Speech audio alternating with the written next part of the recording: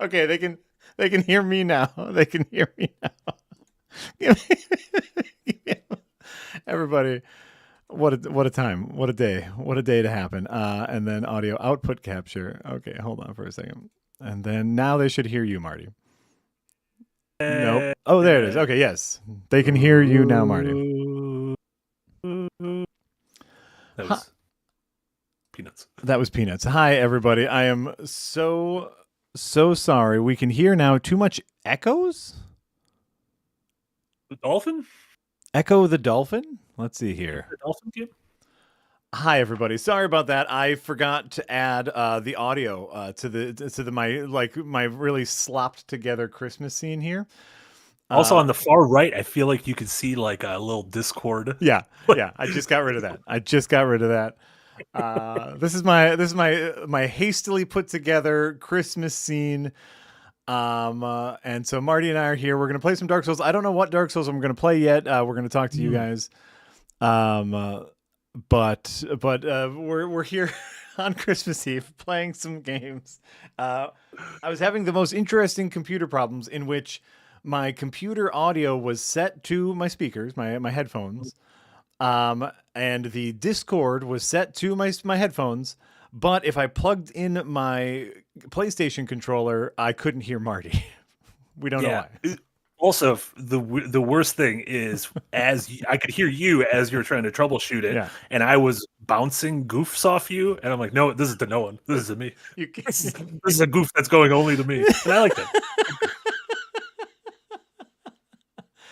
All right, let's see here. I am seeing. Okay, by the way, I've seen already 3 votes for Dark Souls 3, so that seems like the direction we're gonna go. Let's play some. That might be my vote too, just because that's the one I feel like we stream the least on this channel. And that's We've done a lot of Dark Souls 1 and a lot of Dark Souls 2. Yeah, the Dark Souls of Christmas past and Christmas present. Now it's the Dark Souls of Christmas future, even though the game's from 2016, which is not the future. That's almost 10 years ago. That's almost 10 years ago. That's almost 10 years ago, Marty.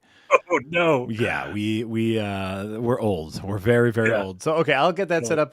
You're not going to hear us again for just a hot minute, but we'll be back, I promise.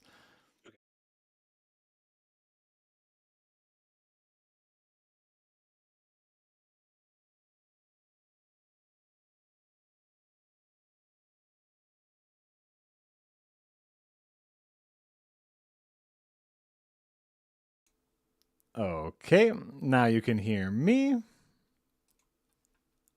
Almost back. Now we have to do audio output capture.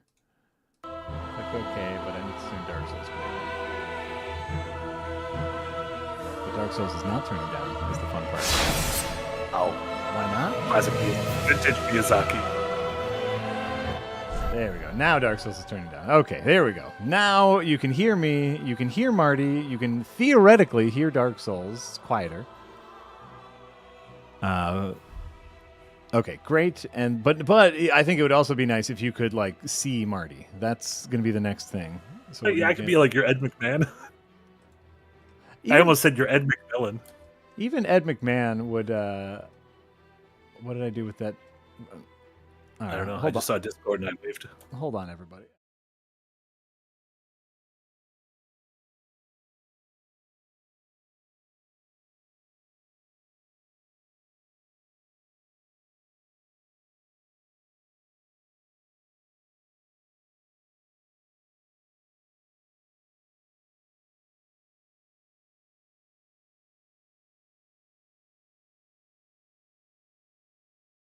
Okay, I found it again. Whoa, too big now. I found it again, Marty. Way too big. Here. All right, this is it. This is how it's going. Way too big. You don't need me. I just covered you. Oh yeah. Okay. Here we go. All right, everybody. Here's Marty for real. Here's Marty's camera. All right. Now, while I position you, please read some super chats. Perfect. Welcome everyone in YouTube, everyone in Twitch. It is so great to see you all. Happy holidays to everyone, including Fungus Finder with a $5 dono. A roast. I'll go first. Jack, your stash makes you look like a middle-aged dad, and Marty, your facial hair looks exactly the same as usual. Got him. Got him. Fucking got him. Our facial hairs make us look like who we are. Perfect. I do like. I think like part of the reason why I am keeping this is like, yeah, this is just big dad energy, and that's what I have. I have big dad energy. I think it looks spectacular. Thank you. I don't think you can go back. I think clean face Jack would look like a newborn babe. That'll be the next step. Is like when I feel like shaving again. What happens? I'm gonna go for the mustache for a bit. I've tried the beard for a bit. I ended up not totally liking it. Sure. Yeah. So we're gonna try the mustache for a bit. Mustache is real good. Stash is real. Kai with a 10-pounder. Thank you so much, Kai. Can't catch this live, but Merry Christmas, Happy Holidays, and bearer seek less to all. Bearer seek less to all. Bearer seek less to all, Marty. Is that a pun I didn't get? That is a reference to Dark Souls 2. In Dark Souls 2, you have to go to the Emerald Herald in order to level up. And every single goddamn time you go to her, unless you either have an Estus shard to upgrade or it's after you get to Dranglaic, she starts with the same thing, which is Bearer of the Curse. Seek larger souls. Seek the ones who can embiggen your heart, lest we fall into darkness. And because you skip all of that dialogue, all it turns into is Bearer, seek, lest. That's really good. I love that. Look at this little guy. Look at this little fucking creep. That's one of my absolute favorite character designs. Is the little furtive pygmy? Is that who that is? The furtive pygmy is kind of us in Dark Souls 1. This is just like a acolyte. Yeah. Like Star Wars? Like an acolyte Star Wars, like an Andor. Like an Andor. It's like, it's like an Andor. It's like one of them Andors. Jabba. Did you hear the news that the hunky lead from The Bear, the show The Bear? Yeah. The titular bear is going to play Jabba's son in the upcoming Mandalorian and Grogu movie. So they're taking like a real hard-bodied heartthrob and they're making him play Jabba's son, who I assume is a hut. I assume he's a big old hut, but I love that. So his two roles lined up are Bruce Springsteen in a Boss biopic, and Jabba Jr., which I'm a big fan of.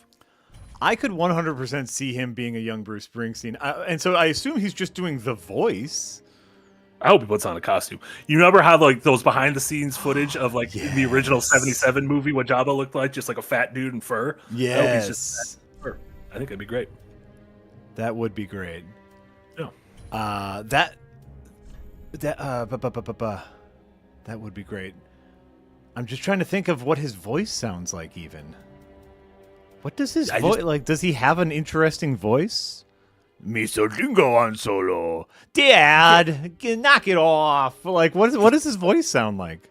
It's just he's screaming at people because the kitchen is stressful. So maybe Jabba's son became a cook.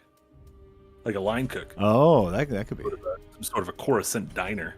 John Bolee, thank you so much in the Green Gang for 13 months. Thanks, Second Wind, for a year of a bounty of entertainment. Our absolute pleasure. Be smart with a $2 dono. Merry Christmas, gentlemen. Happy New Year. Right back at you, Be Smart. And Snake of the Garden with a €2 dono. Frangelico plus OJ, the best Xmas drink. You're welcome. I don't think I know what Frangelico is. I don't know what Frangelico is. Yeah, it sounds festive though. Yeah, sounds nice. Yeah, it also sounds like an area in Dark Souls. Are we going to Frangelico, the Frangelic Lake? Bearer of the curse, Frangelico calls to you. So what's this? Do we have a theme going on? Just fire. My thought was, of course, like. We are Second Wind is officially on vacation. We are not supposed to be working. Though what we said is, if you feel like streaming, you can stream. And so literally I have the house to myself today. I have nothing to do, and my plan was just to play Dark Souls. And I was like, you know what? Why don't we stream it a little bit? We're on the cameras for 2 hours while we do it, so perfect. Right? And it's like, people get bored. They want stuff to do today, because I wanted stuff to do today. Yeah, maybe people are wrapping presents. Exactly. And so it's just fire. So like, I don't know if we're going to do pyromancies only, or just like a fire-centric build. Obviously, we have to be Santa Claus. Obviously. So that's what I'm working on now. I'm working on... Okay, you look like Charles Manson right now. I feel like there's a thin line between Charles Manson and Santa. Yeah. I feel like you find that line. Nice. First of all, nice. Features. And welcome everyone on Twitch. Eric, Feliz Navidad, Prospero Año, and no guns. Inside joke. I love inside jokes. Someday I hope to be a part of one. But until then, Feliz Navidad, right back to you. But yeah, absolutely. Keeper Days, resub for 13 months. Thanks for all the lovely content from you lovely folks. Right back at you. Keeper Days. Curaga. The weather outside may be frightful, but inside is so delightful. Watching Jack and Marty. Oh, nice. That was a Christmas Carol. A little riff on a ditty. A ditty riff. Little ditty rip. Little ditty rip. Sir George Lucas, thank you so much for the bit border. Is this a potpourri episode where we taste samples from each Dark Souls game? What is going on? My one thing was I would be worried that the stream would break every time we transition games. No, yeah, this is literally just playing through it. Like just last night I played. I beat like Dark Souls 2 for like the second time in December, which is beautiful. You beat Dark Souls 2 twice in December? Yeah. And I beat Dark Souls 1, and I beat Dark Souls 3 twice in December. So. I'm replaying Persona 4. I have no leg to stand on right now. There's a million new games I could be playing, and I'm not. It's just the thing I like to do in this season. Listen, it gets cold, it gets snowy. You want to wrap yourself up in some comfort entertainment. Oh, here we go. Look at. Oh no, that's too far. All right. Did you? I don't know if you said someone said one of your kids are playing Dark Souls 2. Is that right? Oh yeah, or not Dark Souls 2. So my youngest, my 13-year-old, is on his own, without prompting from me, which is good because I would have ruined it. He played through most of Dark Souls 1 by himself. Oh, that's huge. And he needed some help, kind of getting over the final area, and we had a really like. This is my my sports parenting moment where I could help him through the Souls games. Oh, that's great. Because he was having a real hard time with Orantine and Smo, and just could not like break through that barrier. And he was like, "Dad, I heard about this thing. It's called the soul dupe glitch." Okay. And so, like, we looked up some YouTube videos, and we like duped, like 10 million souls to give you 1,000 levels or whatnot. Sure. And he had a great time just barreling through the rest of the game. Yeah. Here we go. Now we're looking like Santa. I'm starting to get more Santa-like. Yeah. Less Manson-like. How do we... Oh, here, pupils. What color eyes does Santa have? Great question. Chestnut? Chestnut? Yeah. Brown? Oh, like brown? Oh, yeah, like hazel? In America, Santa's eyes are typically presented as blue, according to the internet. Oh. But then people are just yelling. Some people say brown, so it doesn't matter. Here, how about one brown, one blue? There we go. There you go. That's perfect. That's Santa. Perfect. I like it. Let's see here. Here. Oh, wait, cosmetics. We can give him some blush. Right? Loves blush. Yeah, it would make sense. He's out in the cold. You can get a little rosy cheeks. Oh, maybe we can't give him blush. We can give him some lipstick. There, he's got red lips now. Boom. Yeah. John Blee with a bit border. Jack, the reason the wheel of the worst kept spinning without end like a perpetual motion machine, it's because it's haunted and wants you to suffer. Marty, Twitch says this was my most used emote of the year, and it's a little sicko. Thank you so much. Was this Wheel of the Worst? Was that where you took your copy of the Deadly Games and threw it on the ground? I did, yes. And here we go. Little mole for Santa. Santa's famous mole. Santa's famous mole. Just like a little mole. Yes, yeah. The story. So the story behind that is we had wrapped presents. The Christmas wrapped presents were so bad they're good. Christmas movies, and presents wrapped in black garbage bags were coal, and those were just terrible, terrible movies. Not necessarily Christmas movies. Sure. And we. Anyone who has watched Best of the Worst at all knows that like what's really important is that our third movie be at very least not a hot pile of garbage. Like, you know, you want to end on a high note. Yeah. And so it might have come across in the episode that we wanted to fake the last pick to be a Karate Christmas Miracle. Yeah.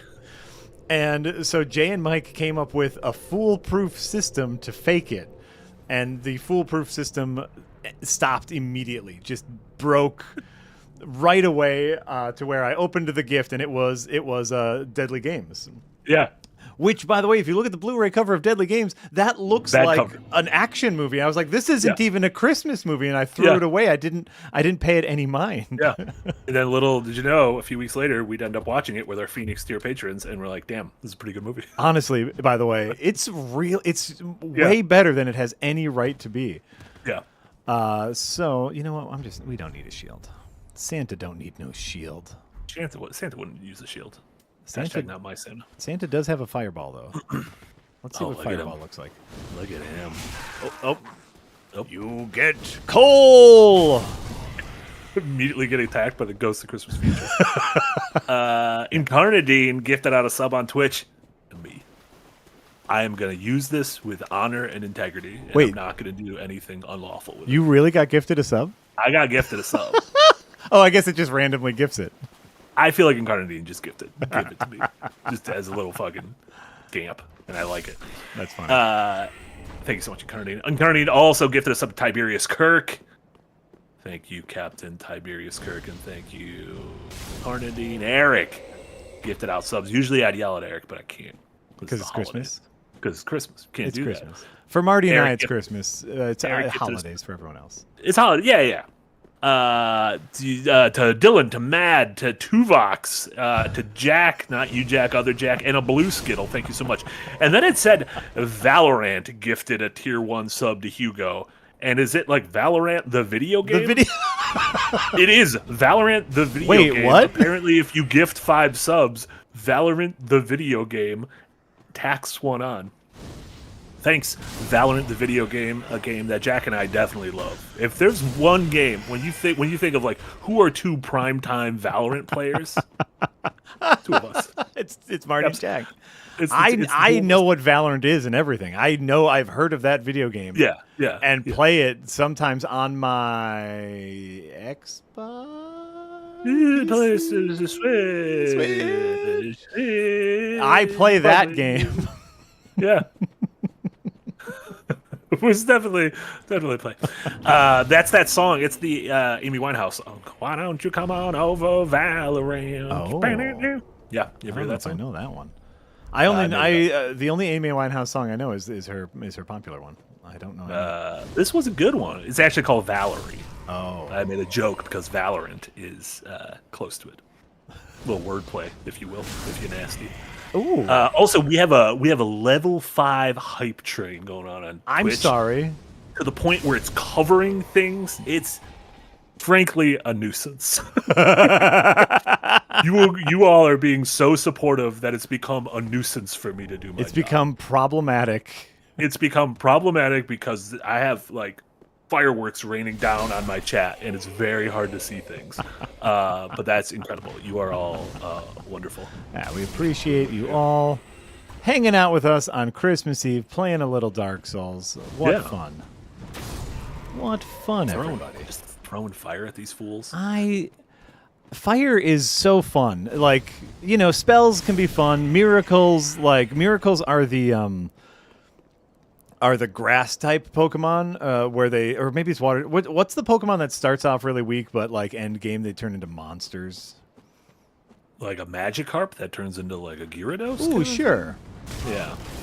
Like Miracles are always that, where they start off pretty dang weak. But man, oh man, like if you take a Miracles build all the way to the end, it turns into something monstrous. But pyromancies are just always fun. Yeah.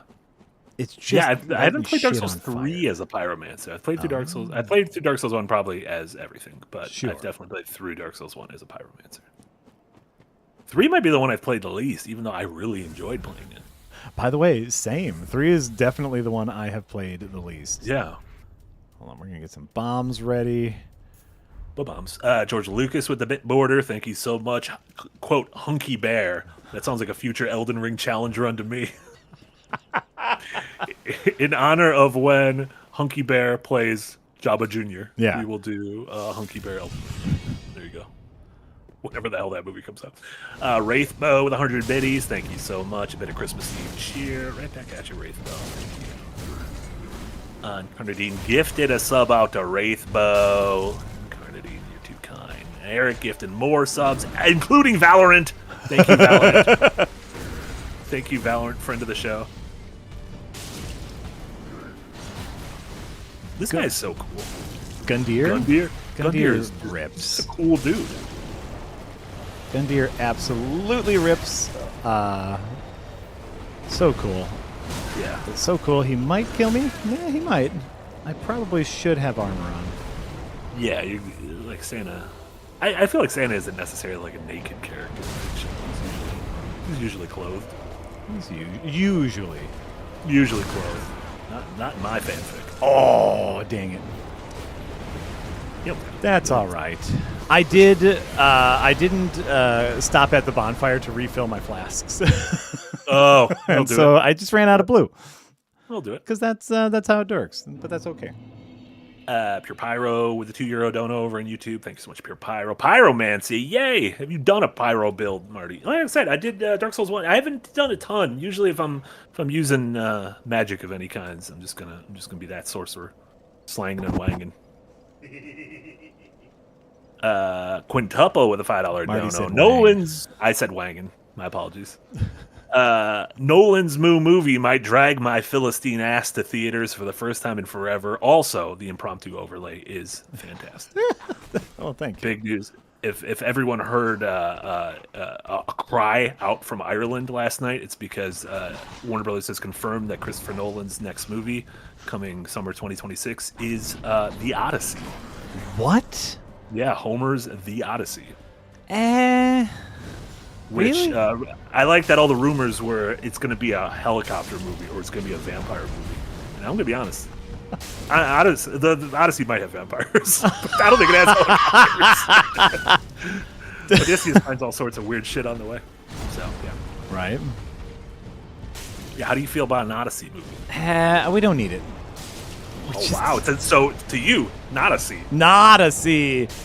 Odyssey is a not a C for Jack. Wow. To Darren, that's a Hodyssey, though. Oh, Darren's going to be there a day 1, 2, 3, and 1.5. Go on his own little Odyssey. Snake of the Garden, thank you so much for €2 dono. Battlemaster, best second winders. Jack, Marty, Eric, all win. Thank you so much. We need to get Eric on a Battlemaster. Hard agree. We gotta get him in those trenches, make him a fool out of himself. Yeah, if y'all haven't checked it out yet, we have we had a special holiday themed episode of Battlemasters go up yesterday, where we attempted to clean up a mess that Santa created in Viscera cleanup detail, and I thought it was delightful. Great edit from Jesse, great commentary from Jesse and Jack, and then just a lot of fun throughout. Did Marty go silent for everyone else or just me? Me? Is Marty quiet for everyone? I cannot hear Marty. Chat, can we hear me? Can the stream hear Marty? Is anyone alive? Oh, chat can hear me. That's on you. That's on you, big guy. Okay, this is insanity. I cannot hear Marty, but you all can hear Marty? We just need to have a conversation now, delayed. That is insanity. What is happening? What is happening? So Why this can't is you hear Marty? these were the I kind didn't of technical change issues. anything. I've been playing Dark Souls. These were the kind of issues we had before the stream. It is still on the speakers. Like, why is this happening? I blame Gundyr. It's a Gundyr miracle. Anybody? Discord Marty, settings. I can see your audio waves. I can see your audio meters on OBS moving when you talk. And when I have my mixer open, my sound mixer, my audio mixer, I can see the Discord audio mixing go up and down. I cannot hear you. That is so messed up. I can see your audio is something I tell girls as a pickup line. And I'm going to be honest. I don't. Eric might have a fix. I don't well, want you to can't like hear it. me. People in chat, Eric might have a fix. Okay, hold on. What if I just change like the audio Whoa. thing? Whoa. Can you hear me now? Can I To quote the man from Verizon, can you hear me now? What about now? What if I just keep talking? I don't even know if you're here anymore. Marty's a menu. I think what happened is you said something bad about Christopher Nolan. Audio in the mixer, and I think Darren Mooney says Eric. got into the settings. You fucking give me 1 minute. Shrimped it up. You might be asking yourselves, what does shrimp it up mean? What do you shrimped it up? This is insanity. This is chat, as long as you can still hear me, I'm just gonna read some super chats. That's fine. Jack doesn't know what's going on. Well, shit. The first one we're at is a Jack-centric one, so we can't do that. No! Ash Levi, thank you so much for $5 dono over in YouTube. Dark Souls is my favorite Christmas game. If you squint... Can I hear you now? I can't. I'd say it's a Christmas hear you game. now. I changed it If you to squint, you look a little bit, audio to monitor and output. tilt your head a little bit. Can I'd I say hear it's a anything? Christmas game. Is it my headphones? Is that what broke? Thank you so much, Maybe Ash. this is I appreciate you. I'm going to hold off on Twitch since they're directed oh, at Jack, and I feel like that'd be rude. But What I can do, Snake of the Garden book club update. So for those who don't know, a couple folks, Snake of the Garden, Wing Potato, myself, have been doing a Persona 4 Golden replay as a little bit of a book club. And I am in mid-September. I visited Tatsumi Port Island, the setting of Dark Souls 3, or of Persona 3.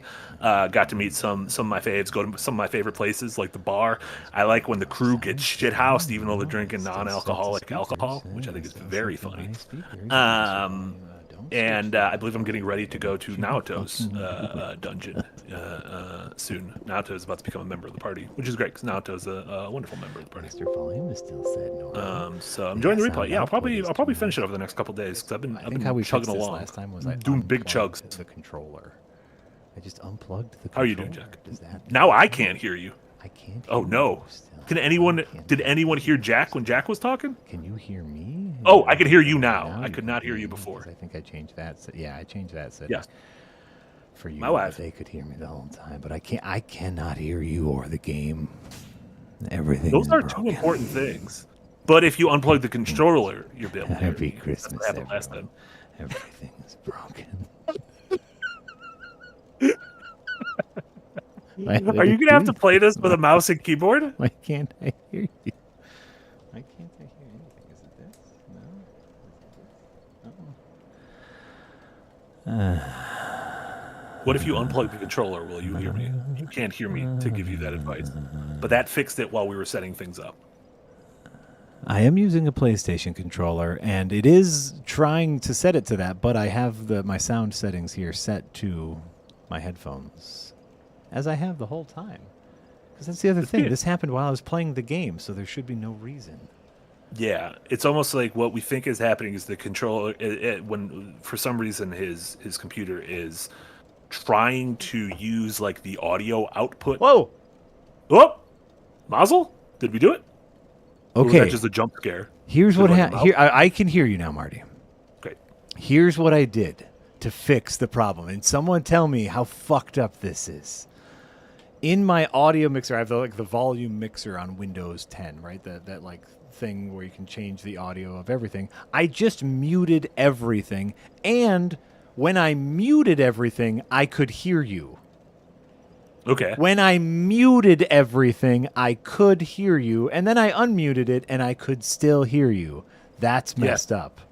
That's just like real life. That's like me for real, for real. That's like for real. All right, I'm plugging in my controller again. Oh, that's gonna fuck everything up. I can. Oh, my input did change. Can you still hear me? You can't still hear me? I can still hear you. Oh, you can? I can still hear you. I can't hear you unless you were not talking. Can you hear me? I can hear you. You sound like an angel. Great. All right. Everything is still fine. I did have to manually change some settings. We are back, everybody. Nothing about any of this seems fine. I hate computers sometimes. Sometimes it just doesn't make any sense. Yeah. Because, like, I consider myself to be relatively tech savvy. Mm-hmm. Literally, one of my part-time jobs is tech support. Like, I help a group of small businesses with tech support. Jack. What? You know how occasionally YouTube... Oh, fuck, it left! Come back! Shit. YouTube you know how YouTube will occasionally do an AI-generated chat summary when you go into a stream now? It said... Viewers are talking about audio issues. They can hear Marty, but he's not saying anything important, which is the fucking funniest way to get roasted by a robot. You got roasted. To be honest, AI, you're pretty funny. That's pretty funny, AI. Okay, we're back. We're back with Gundyr. Gundyr Wing. Going over some more of the super chats. Tom Holland, the star of the upcoming Odyssey movie, by the way. The 2-pound dono. Thank you so much. Marty, if you had a persona, what would they look like? Like a big dump truck? Yeah, dumper. Yeah, big. I have a real big dump truck. A dump truck with a real big dump truck ass. So that's what mine would be. What's up? Thank you so much for the $5 dono. I just put my prime rib in the oven. What are Jack and Marty eating on this holiday? Do you have like holiday nibble? I have no. I went to the store this morning and I bought a beautiful slice of carrot cake.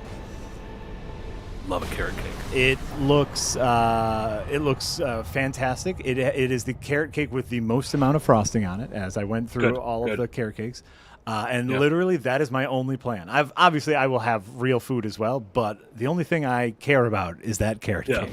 Yeah. Carrot cake's real good. When I was a kid, I was like a little turned off by the carrot of the carrot cake. And as an adult, I'm like, you were an idiot. Carrot cake is wonderful. Yeah. Carrot cake is wonderful. Yeah.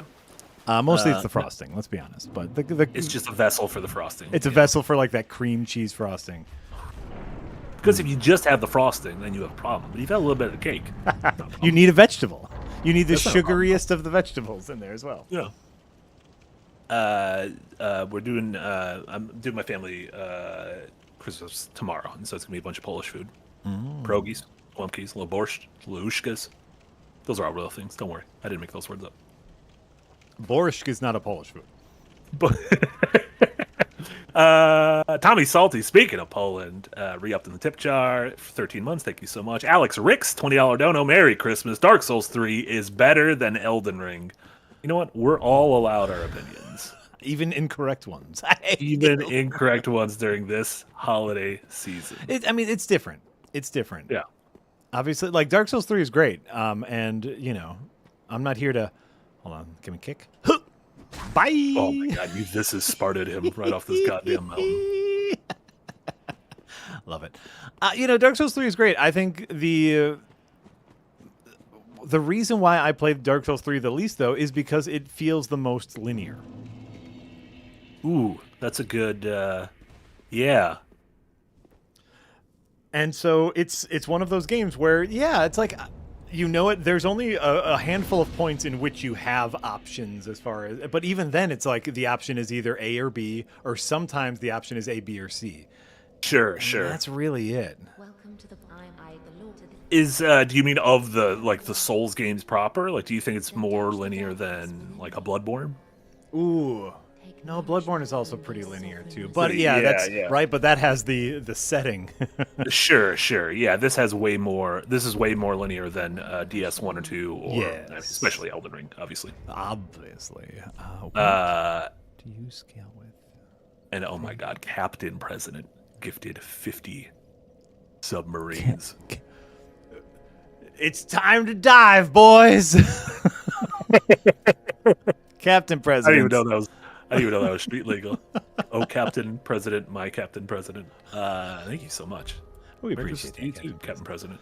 Oh my God, there's so many things. YouTube chat literally just crashed for me. Oh, yay! That's great. Between the fireworks and Twitch and YouTube crashing, been a real fucked up day right now.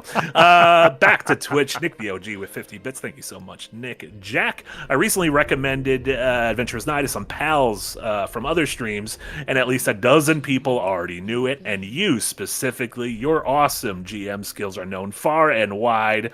There was a special mention to your voices / improv ability. Thank you. Yeah, it's such a fun show. It's so great. Obviously, season 4 is on the precipice, and we are just I don't want to say frothing because that has connotations, but we are frothing to get season 4 out to everyone. Thank you so much. What are the connotations? In my head it was sexual, but also gross, like bad sexual. Frothing. Oh my God, there's so much froth. Oh God, we were going at it so long we were frothing, and it's like that's like how much laundry are you doing?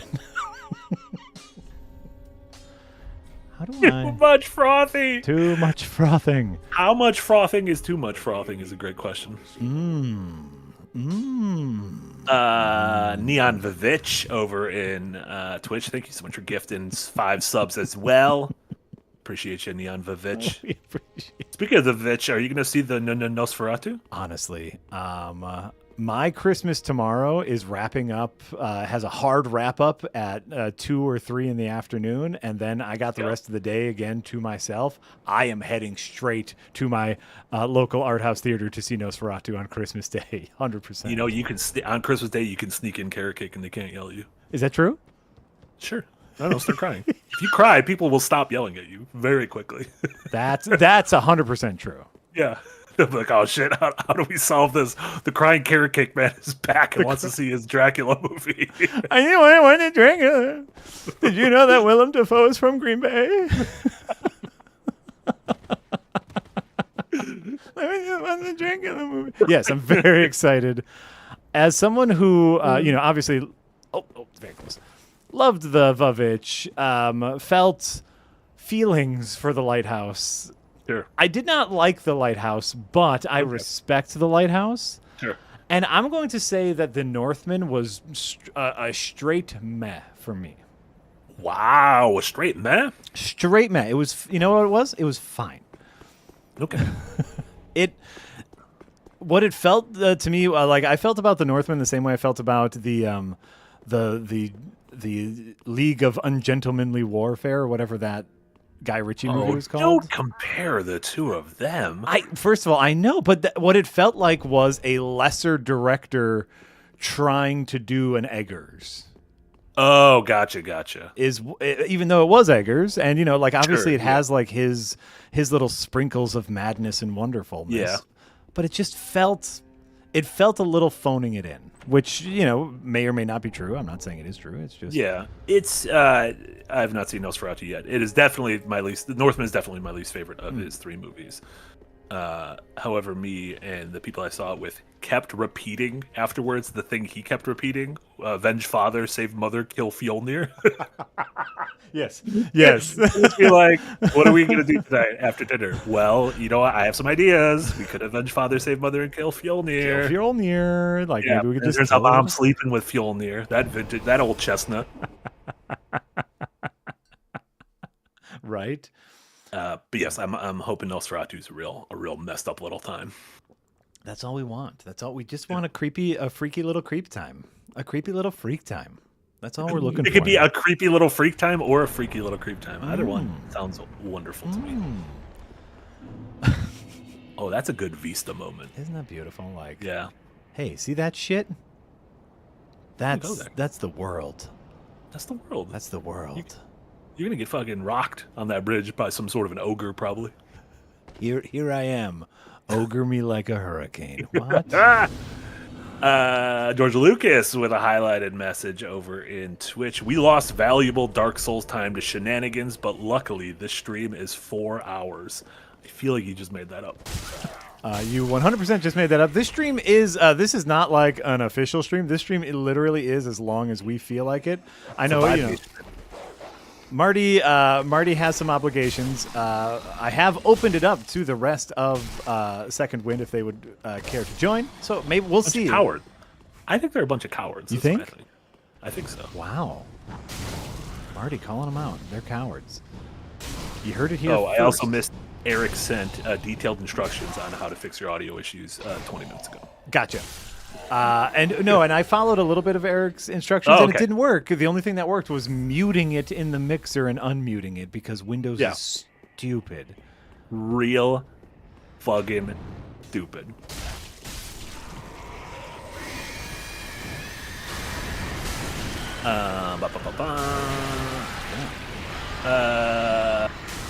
Sharky Bunny, thank you so much. Are we getting side quest 2, The Cabin in the Woods? Yeah, that's coming. That's next. Oh yeah, that's starting this Saturday. That's Saturday. Because we just wrapped up. Season 2 last Saturday, and so this upcoming Saturday starts side quest 2, and then after that, I think there's like a week off planned. And then season 4 theoretically starts, assuming we can finish it in time. That is so close. That is so close. It's been tricky. We had such great plans. We had such great plans, but then what we forgot about is all of the other work we also have to do. Sure. Yeah. Yeah. So it's like, if we were just the Adventures Nigh channel, oh my God, it'd be fine. It'd be fine. Exactly. But then it's like, oh wait, we have to, stream. We have to edit other videos. We have to write and produce ads. Oh yeah, we have a whole business to run here. Yeah. Excuse you. Oh my God, Eric, I saw those gifties. Oh, thank you so much, Eric. Oh my God, there's so many gifties going on. People are just fucking festive right now. I mean, it is Uncle the festive. holiday time. It's the holiday time, and that means gifting. That means giving the gift of entertainment to your loved ones. Also means sneaking cheesecake or carrot cake into various movie theaters. Into various art house movie theaters. Yeah, those are the two things that the holiday season is for. Correct. That's correct. You are all animals. You don't need to worry about sneaking it into your local Cineplex because they just don't care. The people who work there no longer care. Yeah, whereas the art house theaters are we rely on we don't have a corporation backing us, so we rely on you buying overpriced popcorn and soda. Exactly. And overpriced. My thing is you should be able to bring something into a place if they don't sell that thing here. It's one thing to sneak in popcorn. Yeah. But I'm you know what? Then fucking sell some carrot cake. And I wouldn't have to sneak it in here. That's what I do whenever, because there are some times where I will go see a movie at 10 in the morning and bring just a what do you call it, a thermos of coffee. Yeah. And I'll just be like, coffee. You don't. And they'll just look at me and go, okay, yeah, because they don't sell coffee. I feel like coffee and water are two things where water you can just be I have diabetes, and they'll be huh? And you just walk on by. I don't have diabetes, but I guess you can say that. You can lie to anyone. Lying is not I don't know. illegal. Is that stolen valor? Tell people I have diabetes so that I can bring water into places. 100% stolen valor. My mistake. Sorry about that. I like staying hydrated. As you should. Doing peas every once in a while. It's really important. Precious Roy with a $5 dono. Thank you so much, Precious Roy. Jack been meaning to ask, where does horse rank on the best of the worst watershed scale? Or did it break the scale? What is horse with an exclamation point? What is watershed? What is the watershed scale? I don't know. I don't know. How bad it is? How is it how good it is? Is that the watershed scale? To break the scale. He is talking. What is horse, by the way? Horse is Devil Story. Is the French horror movie Devil Story? Oh, okay. We talked about this one. Which we talked about this a lot, and which is, by the way, just a phenomenal movie, up there with Dangerous Games or Deadly Games or whatever that movie is called.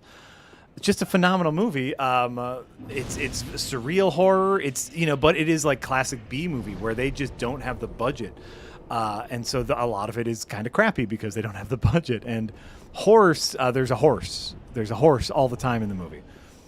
And so we ended up screaming horse a lot. I like that. By the way, see, it's good. It's good to watch a movie where you can scream horse. It's horse. Yeah, I did that during Steven Spielberg's War Horse. Yeah. I was asked to leave. Was asked to leave the theater. As I think you should be asked to leave. That's inappropriate. Yeah. Wait a minute. I thought you could get up here. Huh. Oh well.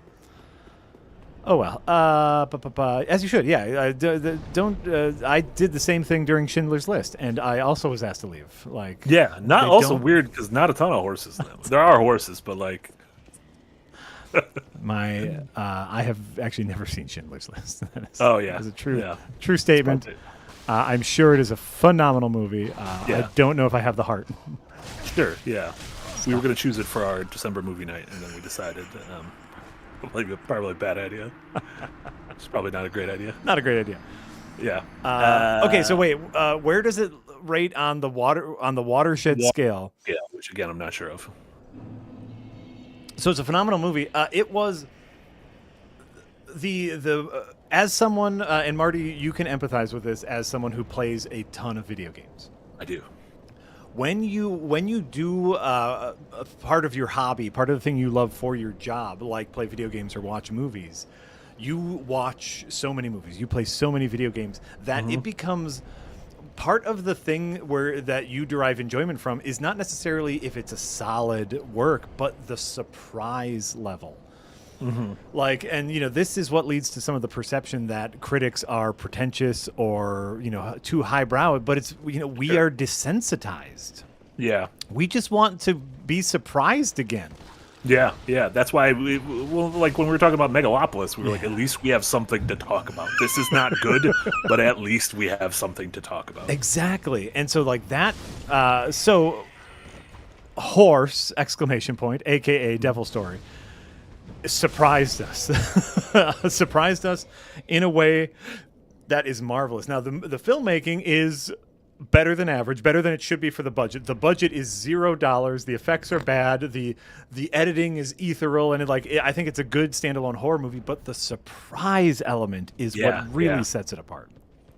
I love it. Yeah. So shout out the horse. So that's where hopefully that answers your question. If not, Mazel tov.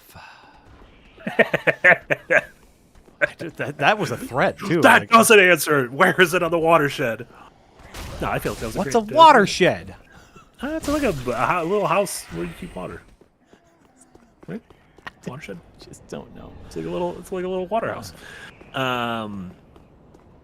Where we got? What do we got over here? Don Brooks with 50 pounders. Thank you so much, John Brooks. Have a good one, gents. Very happy wife here with all Adventurous Night plushies arriving today.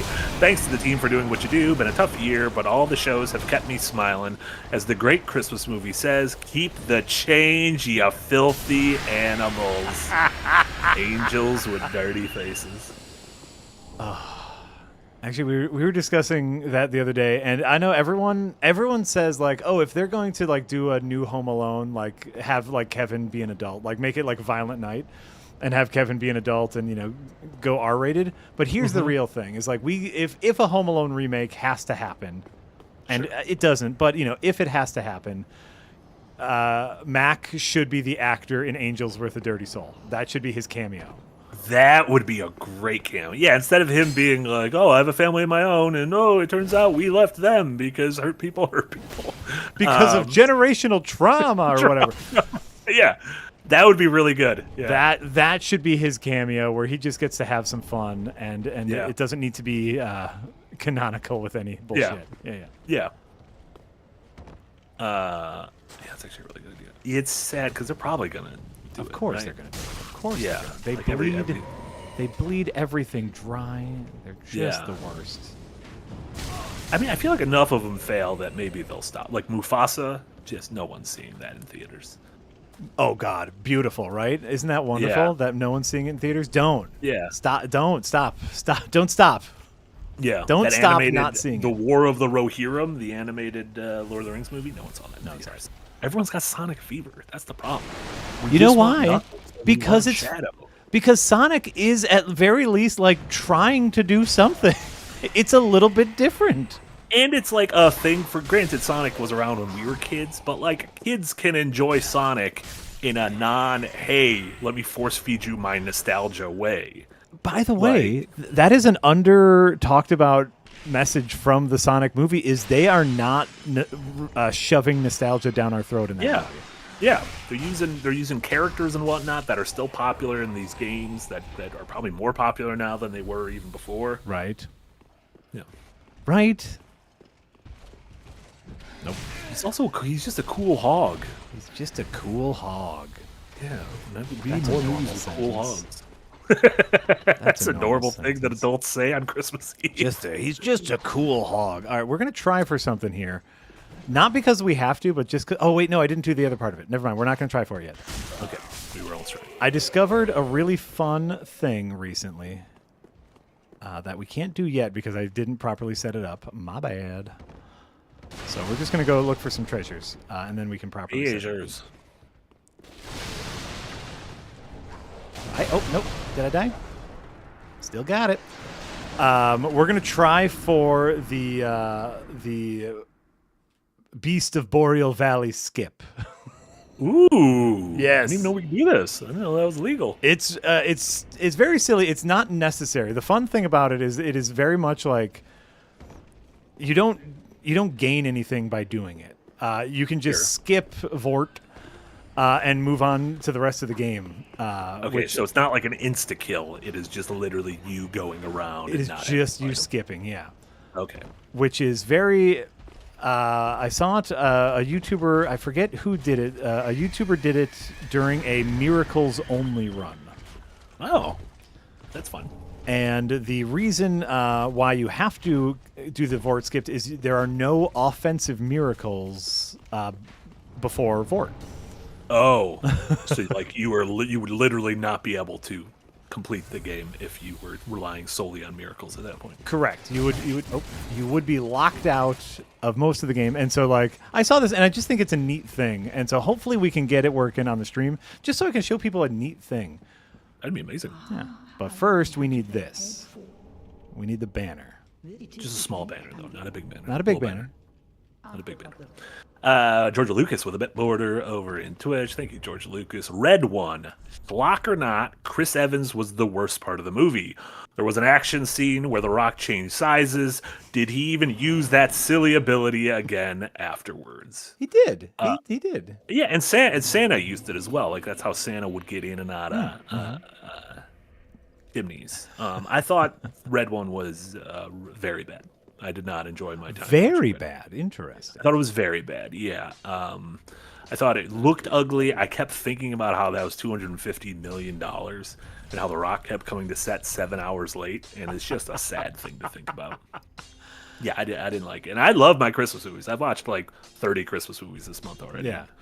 It was down there in the doldrums to me. Wow. And I came and obviously like how you watch a movie is a big part of your enjoyment, and so I watched that with my kids, who are teenagers, and we came out of Red One thinking like, not the worst movie we've ever seen. Needs like 20 minutes of cuts. Like if you cut out 20 minutes of the movie, it would be pretty good. But I still left feeling like, yeah, this is okay. You want to know where I landed on it? I watched it the same evening as Vince Vaughn's Fred Claus, starring Paul Giamatti as Santa. Yeah. And of the two, I enjoyed Vince Vaughn's Fred Claus more. Oh no! I didn't enjoy it. Yeah. Okay. That's harsh. That's real harsh. I came away thinking like feeling okay about it, where it's like, okay, the action was fun. It still was very Christmassy as far as like. You know, oh, we're saving family and Christmas and all that bullshit, which I like. And so, I don't know. To me, it's like, it does not need to be high on your list, but especially if you got some young ones, Especially if you got some young ones. Oh, that's going to be great. There was a lot of I couldn't Oh, whoopsie. get over the fact that it was like combining Christmas with the military-industrial complex. It was just like a pill I couldn't swallow. Yeah. I just don't think I like The Rock. I like The Rock as a wrestler. I don't think I like him as a thespian. The Rock has gotten lost in his own sauce, as the saying goes. Truly. Yeah, I feel like he's surrounded by yes men. Yes. Yeah, he is. The Rock is now believing his own hype, and he needs to stop it. He hasn't had someone to set him in his ways since Stone Cold Steve Austin. He needs a Stone Cold Steve Austin in his life. Don't we? First of all, don't we all? Yeah, that's why he did Richard Kelly's Southland Tales. He was like, I want to do a movie that'll impress Stone Cold Steve Austin. Here's Southland Tales, the follow-up to Donnie Darko. Nice. Most of my choices are, what can I do right now to impress Stone Cold Steve Austin, if I'm being honest? I think that is a fine way to live your life. Yeah. I don't think Stone Cold is maybe the highest moral compass, but, not the worst. There's a good video he released recently where he took he has like an ice bath at home and like one of those like sports training ones. Yeah. And he dipped in it, and it's just a video of him like making weird noises as he acclimates to the cold. He's going like for like 20 minutes. It's really great. Congrats, Stone Cold. A Wing Potato, thank you so much, in the Green Gang for 13 years. Enjoy non-street legal streams. Happy holidays. Happy holidays, everyone. All right, so the way this works, if I can get this set up properly, is first you need to bait this man over here. You gotta bait him, nope, and not die to him. And then you need to get your back against this wall, and then parry him. Nope, okay. So you need your back against those pillars. Come back out here, sir. This is a weird little. Come on, Sammy, you can do it. Okay, no, wow. The shield. Okay, well, I might die here, and that's fine. It might take a couple tries. Are you out of drink? I'm out of drink. Come here. Yep, all right. Yeah, it's hard to even see when to parry. Yes. Your big dumb head's in the way.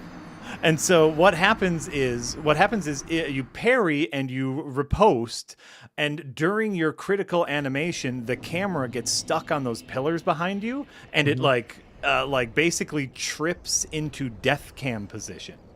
Oh, interesting. While you're locked into the riposting animation. Yes, and so because because it trips over itself into death cam position, then if you run out of the area, you can run through Vort's arena without spawning him.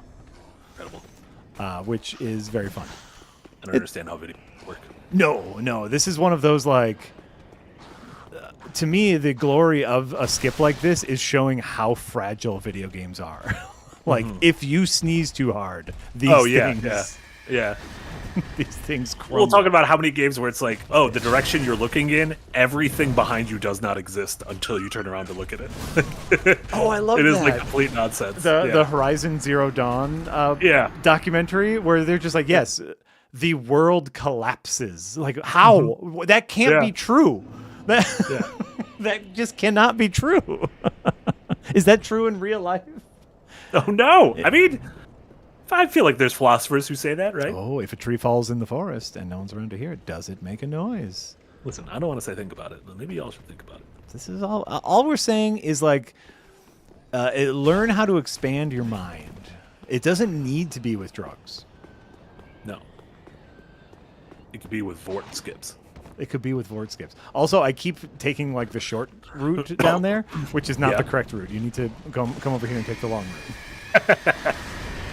You know what? Playing a game while spoofing and goofing can be tough. Yeah. Can be real tough. Yeah. Precious Roy with another $2 dono. Thank you so much, Precious. Or Watershed equals Dangerous Men, Ryan's Babe, etc. Okay, yeah. So like a high water moment, like hey, sir, would you come over here, please? Could you chase me over here? He de-aggroed, like he gave up on me. He was like, this idiot. This fucking dolt. This fucking idiot. And I needed him to chase me so that I could get over here. All right. I would say yes, that devil story is a watershed moment. Then it is There you go. A moment that has changed us. Mm-hmm. And the part of that is just because like it is a foreign film, and so like, sure. We're not used to the language. Yeah. Come on. This guy's being a real jerk off. A real jag. Well, it's also this shield where it's like I don't know where the repost, where the parry window is, right? Like, yeah, pain in the ass camera. And pain in the ass camera. There's lots. Yeah. Come over here. Also, it's a skip. Like I'm trying to break the game. The game does not want to be broken. Thought Takes with a $5 dono. Thank you so much. Thought Takes. Have either of you seen 2000's Nick Cage Christmas movie, The Family Man? My wife watched it, and we were pleasantly surprised at how good it was. I have seen it. I don't mind a Family Man. Okay. That's he's like a real asshole, and he goes to bed, and then he wakes up, and he's married to his high school high school or college sweetheart, and it's kind of like it's almost like the It's a Wonderful Life thing. Like, what would your life have been if you actually weren't an asshole? Wait, and you would have gotten married to this woman. It's like, so I guess reversed. It's a Wonderful Life. And it's like, can he become a better person by being like, oh, there could have been a better way for me? That seems cruel. It's not a bad movie. I like a sliding doors, alternate reality, what if kind of movie. Sure. Hey Leone. Oh, his wife. Great. Like she a was in Tay Bad Leone. Boys. I believe she was David Duchovny's paramour for a little while. And honestly, if you're with Duchovny, you roll with him. Honestly, if you're with Tay Leone. Yeah. What a power couple. And then Ryan Betts with a trilogy of donos that slowly culminate into a full message. Wow. $1, no message. $2, high. $5, Patreon exclusive reward idea for you. An up-to-date video of Jack listing every Mario game while Yahtzee has to listen. You just read off names. Mario teaches typing. We did that for like a slightly Civil War, I think, right? Oh, I didn't realize it was like in a reference to something. That explains the up-to-date version. I forget why we did that, and like what I forget what the. That felt like a parry. Come on. That did feel like a parry. It felt like a Luke or a Matthew. A couple of parries cut it up. Come on. King Commoner with a $5 dono. Thank you so much. Red One was not good, but it was a lot better than I expected. I think I might be in the minority of being a real Red One hater. Oh, too far away. So I want everyone to know, if you're out here enjoying Red One, don't let me stop that. Oh, it didn't get it. All right. It's real. You have to be in the real precise position. But we finally got a parry. That's good. I think it's like here. Scrowcat with a $5 dono. Thank you so much, Scrowcat. Hi, Jack and Marty. Happy holidays. Right back at you, Scrowcat. All right, we'll give this one more attempt, and then I guess we'll just beat the boss normally. We'll just throw fire in his face. And then Nick Warden with a $5 dono. Thank you so much. Merry Christmas, gents. Jack, that Christmas best of the worst. Ooh, I said breast of the worst. It was something special. Thank you so much, Nick. It was. You know what? It was a real fun time, and it's also like it's very rare that all of us kind of get together. You know, we all like to work, and so usually when we get together, we are working. But then even so, it's only 4 of us. Yeah. And so like to have Tim and Josh there as well, just to like hang out.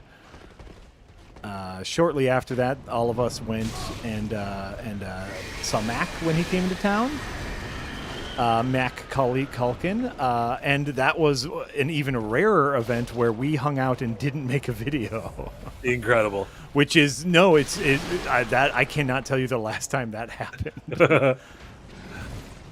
Because that's what we do. Like the whole reason we started making videos in the first place is because this was us hanging out. But yeah, monetize your hobbies, kids. I think that was us and the wedding 2 weeks ago. Right? That was like the first time we've ever all hung out without like, and I feel like someone would bring up work and we'd yell and be like, "No, bring up work." Right? Come on, come on, come on. Oh no. Okay, didn't get it. Oh God, yeah. And by the way, what a glorious time that was. What a glorious time just to like. What if we just chatted about whatever? Just anything. Oh, maybe. Oh, got it. wait. Okay, so now we have to try to run to the exit, but the running is super weird. Oh fuck, no. Also, this has turned into like a top-down ARPG. Yes. Where's the exit? Where's the exit? It's over here, maybe? Oh, it is. Okay. Oh, fuck. Oh, no! Oh! Okay, because... What were you trying to do? I was just trying to leave that area because the enemies are still aggroed in that area. So, the way the controls work is the controls still think it's in third person, but the camera is now top-down. Sure. And so, if your character is facing down... You still have to press forward to run down. A true disaster. But that's how it works. Okay, so now that we got it to work, we'll give it one more try because it's very fun. And I just want you all to see it. But we did get it to work. Did you like kill some of those enemies beforehand? Ooh, the only problem is I need to keep one of them alive to riposte me, so I'd have this one guy constantly swinging at me while killing the other guys. So we'll see. Just one more try. I'm not going to linger on this too long, but we did get it to work, so now we kind of got to, We've shown it's possible. We've shown it's absolutely possible.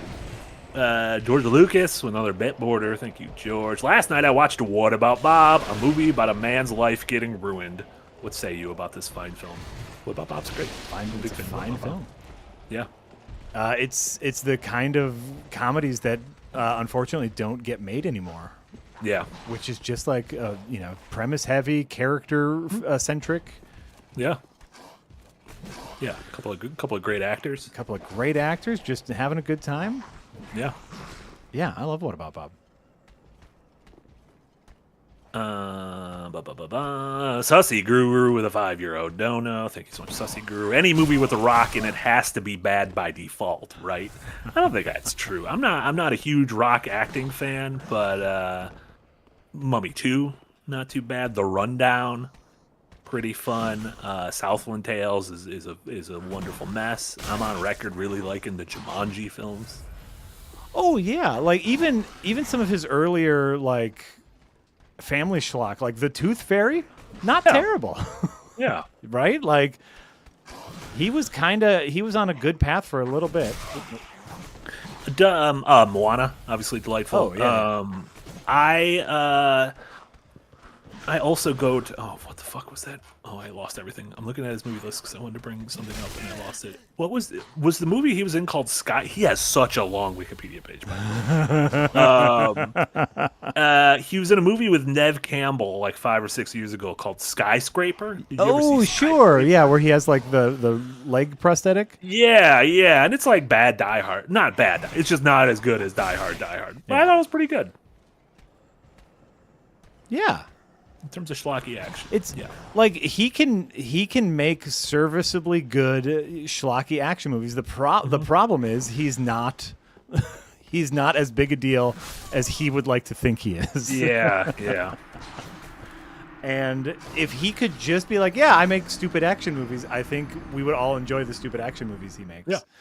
Oh, he's also great in the 5th Fast and Furious movie. Oh, sure. He's also pretty good in the show Ballers. The Hobbs and Shaw is schlocky fun. Yeah. Where he plays Hobbs and or Shaw. All right.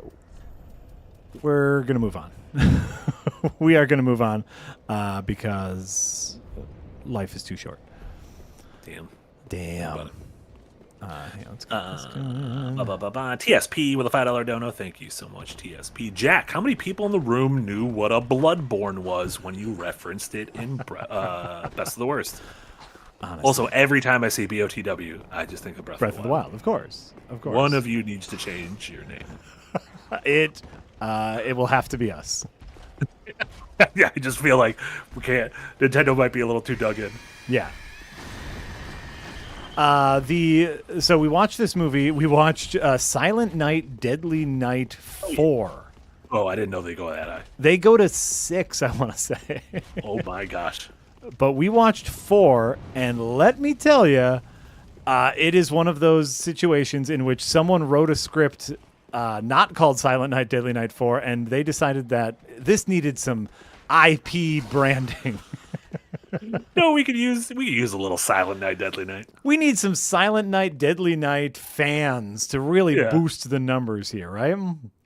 And it's a low budget movie. It's a bad movie, but it is a Lovecraftian horror. It is it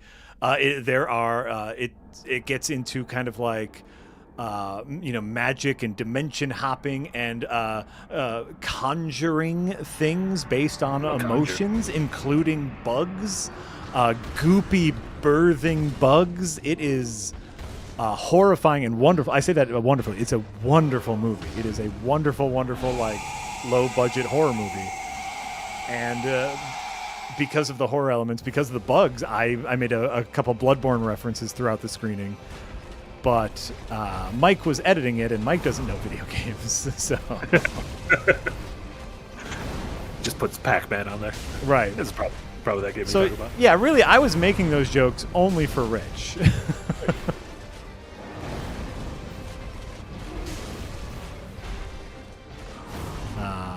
And yeah, and it works because Rich got him. Please wait. We'll eventually get to it. There will be a Bloodborne movie, and everyone will have to suffer through that. Oh God! And it'll be also done by Illumination. We're Casey and I were talking because we on Firelink the past 2 weeks we've been covering that Secret Level Amazon series, short films. And we were actually, the two of us are pretty high on it. Obviously, a couple stinkers, but there's a couple really good ones. And talking about they've announced a season 2, and we were like, damn, like a FromSoft, because they've already done Armored Core, but like a FromSoft, like a real. Then the Armored Core episode's fucking awesome. Like Keanu plays a mech pilot who's like just kind of nuts, but like a short, like 10-minute story in any of the Souls worlds or Bloodborne, that could be cool. Make it like minimal dialogue, just have it be like a fucking, like a life almost in the game. Like sure. A boss run that ends in failure. That could be pretty good. I don't know. Yeah. I don't know if I want a 2-hour movie. Like, I do expect we're gonna get a Bloodborne movie or TV series, given how immensely popular it is. No. Yes, I would not be. It would not shock me in the slightest, especially with Sony getting closer and closer. They with their 10% vested interest in Kadokawa. I think they see that as a big kind of multimedia opportunity. I guess now that you say that specifically, I can see Sony, like, that's one of the reasons why Sony has been desperately holding on to Bloodborne. Is like, because they're like, wait, this could be our Spider-Verse. Yeah. This could be our Spider-Verse, which just announced its directors. And I'm like, what's going on here? What, is this the third movie ever coming out? It's not. Where are we here? Ryan Betts with a $2 dono. Thank you so much. Jack was showing how few games are named after Luigi. Oh, for our Slightly Civil War. Gotcha. Oh, that's right. I think it was Mario versus Luigi, and I randomly drew Mario, as I needed to like say Mario was the better brother. Yeah. And so if you by the way, this is my favorite little detail, and I don't know why it does this, but watch. She's gonna get up from the stairs and she trips. Did you notice this? Watch this. Ready? Well, every single time she trips. Why does she do that? I don't know why. It's so. Are her eyes covered? It would make sense. She is blind. Yeah, so there you go. But she's just like, look, every single time she sits on that chair. She trips, and I find it adorable every single time. I like that. That's very sweet. Yeah. Just did a quick Google Trends search. Turns out over the past week, way more people searching Luigi than Mario. So maybe maybe you were wrong on that one. The year of Luigi rages on. I mean, I don't know. Nintend's got to be very confused. Yeah. All right, give me so meticulous in their brands, and they're like, fuck, what do we do? Give me a Everyone thinks he's hot now. I guess we got to make Luigi hot. Luigi's sexy now. He's taking out a bad guy, but is Bowser a bad guy? Oh God, hold on, give me a second.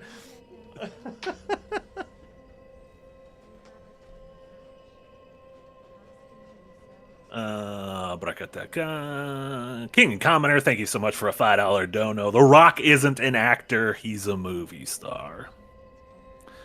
I mean, yeah, he's about to be in the new Benny Safdie movie, which he looks nothing like himself.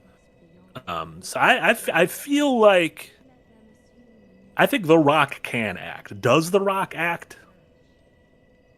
Debatable. The Rock can act.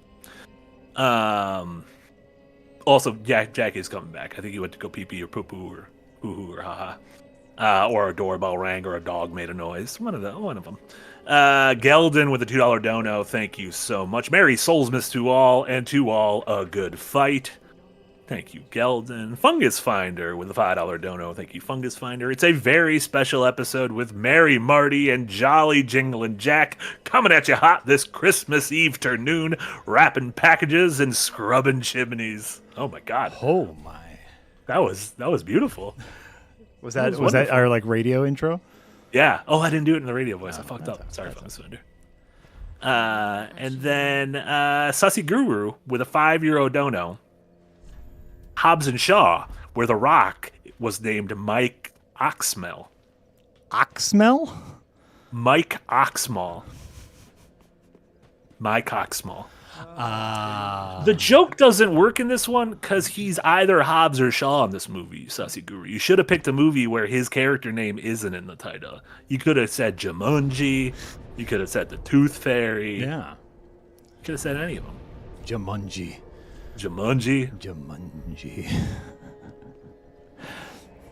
I like that. The Rock isn't an actor, he's a movie star. Like that. And that's the problem where it's like I feel like, and you know, obviously I think we've compared him to, he gets compared a lot to Arnold Schwarzenegger. But Arnold Schwarzenegger took his acting very seriously. I know James Cameron talked about that even like on The Terminator, where it's like, no, I'm casting you because you are like not human. Mm-hmm. But like Arnold took that very seriously, and he took his acting very, very seriously. And I don't feel like The Rock does. And I'm going to keep calling him The Rock because I know he wants to be Dwayne Johnson. Also, Dwayne's just kind of a silly name. Dwayne's a silly name. No offense to any Dwaynes out there. It's just a little silly. Yeah, I think the frustrating thing about The Rock is he has shown glimpses of a dude who could care. And I'm very curious. I think you were away for a second, but he's starring in one of the Safdie brothers upcoming movie, the Safdie brothers of Uncut Gems and Good Times fame. So I'm hoping that's like a Rock actually tries. Maybe he was humbled a little bit by the feedback to Black Adam. Hopefully, yeah. What a stinker. Yeah. What an absolute stinker. Really? That truly was like, hopefully we can look back at that as like the height of The Rock's hubris. And just yeah. Like, man, what were you thinking there, man? Yeah. That was silly. Always good to be humbled. I think so. And then Ryan Betts with a $5 donut. Oh, this came in while you were standing away. Quick, before Jack gets back, tell us what you thought of the new Sonic Adventure 2 movie adaptation. I haven't had a chance to see it yet. I'm looking forward to it. I think Sonic 1 and 2 are fine. Like, they're if I was a kid, I'd really like them. I think they're inoffensive blockbusters. I really liked the Knuckles series because it's not really a Sonic series. It's like a road trip about someone trying to reconnect with their father through the power of bowling. That also happens to have Knuckles the Echidna in it. Nice. Nice. Yeah. Yeah, we'll see. We'll see what I think of. Think of this Hedgehog. I'm sure it's going to be fine. Like, they have made like okay movies. The first Sonic movie I thought was even like, I would call it good. Yeah. Yeah, I think Ben Schwartz is great as Sonic. I like James Marsden quite a bit. Yeah. Jim Carrey hamming it up is fun. Yeah. Yeah. So it's like, yeah, keep making them. They're fun. Yeah. Goddamn dog. George Lucas with a bit border. Is right now. I have 3 titles on my perfect movie list. Perfect movie list. Wow, 2 of them by the same director, by the way. Darren Aronofsky's Black Swan. Yes. Darren Aronofsky's The Wrestler. Yes. And Frank Darabont's Shawshank Redemption. Oh. I would like to have at least a top 5. What do you say about adding The Big Lebowski? You got. I mean, that's but a perfect movie is a perfect movie to you. Yeah. Like it's got to be a personal. Like no such thing as an actual perfect movie. You gotta. Like, the 3 that you have on your list, I agree with. Those are perfect movies. No notes. I've never rewatched The Wrestler. I get nervous when he's in the deli and he cuts his finger. I'm very nervous around meat slicers. Oh, did that speak of? You used to slice meat, right? Yeah. Oh, I was a butcher for several years. And yes, meat slicers are incredibly dangerous, and you do get very lackadaisical with them. Look at me. Oh, you can teach an old dog new tricks. And yeah, like you do kind of zone out sometimes when you are slicing deli meat, and man, you should not. Yeah. It's like that thing. We talk about the thing where like, sometimes if I'm driving like to the grocery store, which I've driven a million times, I'll just suddenly pull into my driveway and be like, how did I get back? I don't remember any of that. Yeah. 100%. Perfect movies. Like, see, and I even saw someone say The Princess Bride, and I think The Princess Bride is wonderful. Princess Bride is one of those movies on my list that could use a remake. Wow. I know. That might be sacrilegious. It is so good. It is so good, but yeah. No offense to Andre the Giant, R.I.P. Anybody wanna be? You are hard to understand. Yeah. And the prosthetic or the apparatuses used to make you look stronger are obvious. Sure. What the hell is this guy doing? Hi, could you just what is he doing? He is dodging and weaving my fireballs like a goddamn center fielder. Well, that's a football thing, right? That's absolutely a football thing. And he was just making my life a living heck because I'm not using my axe, even though I probably should. Yeah. Especially in this area with all these little dudes. Yep, who can just dodge all my shit. There we go. Oh my god. Really, I need to run past all this crap and just get to the pyromancer so I can actually level up my fire flame. I'm trying to look at what I think the last perfect movie I saw was. Perfect movie. What's the most recent personal perfect? Perfect. The most recent personal perfect movie. Hi, lady. Excuse me. Excuse me. I'll come back. I'll come back to you. I will come back to you. I swear. I'm going to run away now. Bye. Let's see here. What is a personal perfect movie? Hi, could you come out of the doorway? Thank you.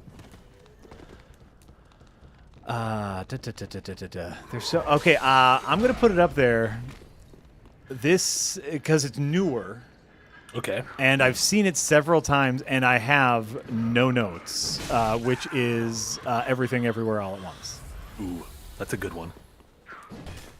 I've only seen it in theaters. Ah, okay. So I don't know how much it holds up in a rewatch for me. I loved it in theaters. Yeah, I thought it was wonderful. I think at this point I have seen it 4 times. Wow. Got the Blu-ray as soon as I was able to. Didn't see it in theaters actually. Okay. But and so I would put that up there as a movie that I have no notes for. Like everything that you did the best way I can possibly think of, which is in my opinion like perfect movie, right? Sure. Yeah. I'm just trying to. Maybe the imperfections come from the fact that this man is harmed our country afterwards. But The Social Network is a movie. I'm a big David Fincher fan, and I think that movie is I could at any point, at any moment of time, I would gladly sit down and watch that movie. Okay. Okay. Yeah. I think that is fair. That is a fair. Yeah. It's got a banger score, shot well, great performances. Honestly, is that the movie that got Trent Reznor into doing scores? Because maybe that's worth it. And now he's just like a fucking pro. He's doing the score for the next Naughty Dog game. Is he? Yeah, the new IP. That's like kind of like an 80s retro future kind of thing. Oh, hell yeah. Yeah, yeah. Right? So it's like, okay, this just gets us more Trent Reznor music. Great. Yeah. It's perfect just for that. King Dead with a $2 dono. I think the first John Wick is a perfect action movie. Ooh. So I guess you could almost there could be like perfect. If you are perfect at your genre, are you a perfect movie? 100%. Okay. Like to me, like it doesn't necessarily need to be like your favorite movie. It doesn't need to be like the best movie ever. It just needs to be like I said earlier, like a movie in which you cannot think of a way to make any particular element of it better. Yeah, there's movies I love where it's like, oh, if I'm watching it, I know I can like look away. I can go to pee or like fix a drink or something at this part because like, yeah. Yeah, or like you know, like it's there's that one scene that really just doesn't need to be in there. Yeah, something that might have not aged well, and you're like, oh. Probably could have trimmed this. Like the entire, last 10 minutes of Ace Ventura: Pet Detective. Where, yeah. Okay, man, this was a wonderful comedy. Yeah. Yeah. Up until we got to this one point. Right. So, like, yeah, this doesn't... Perfect doesn't mean, the best. It just means, like, they did all the things they should do. I cannot think of a way to fix this. Okay, what do I need? Oh, I need Titanite shards. Great. Reinforced pyro flame. That's how I feel about the movie The Usual Suspects. Perfect movie. You just got to replace the director with another human being and the main actor with another human being. If you do both of those. Right? Great. Perfect movie. If you can watch that movie within a vacuum in which you don't know who Bryan Singer or Kevin Spacey is, exactly. Right? I'm an alien and I've just arrived at this planet. Please don't tell me anything about these men. But I also understand what cinema is. Yeah. Well, there's a lot of ifs. There's a lot of ifs, but you know what? That could be a pretty perfect movie. Yeah. Yeah. All right. I can be with you there. Yeah. Okay, shut up. Let me buy your things. Do I have things?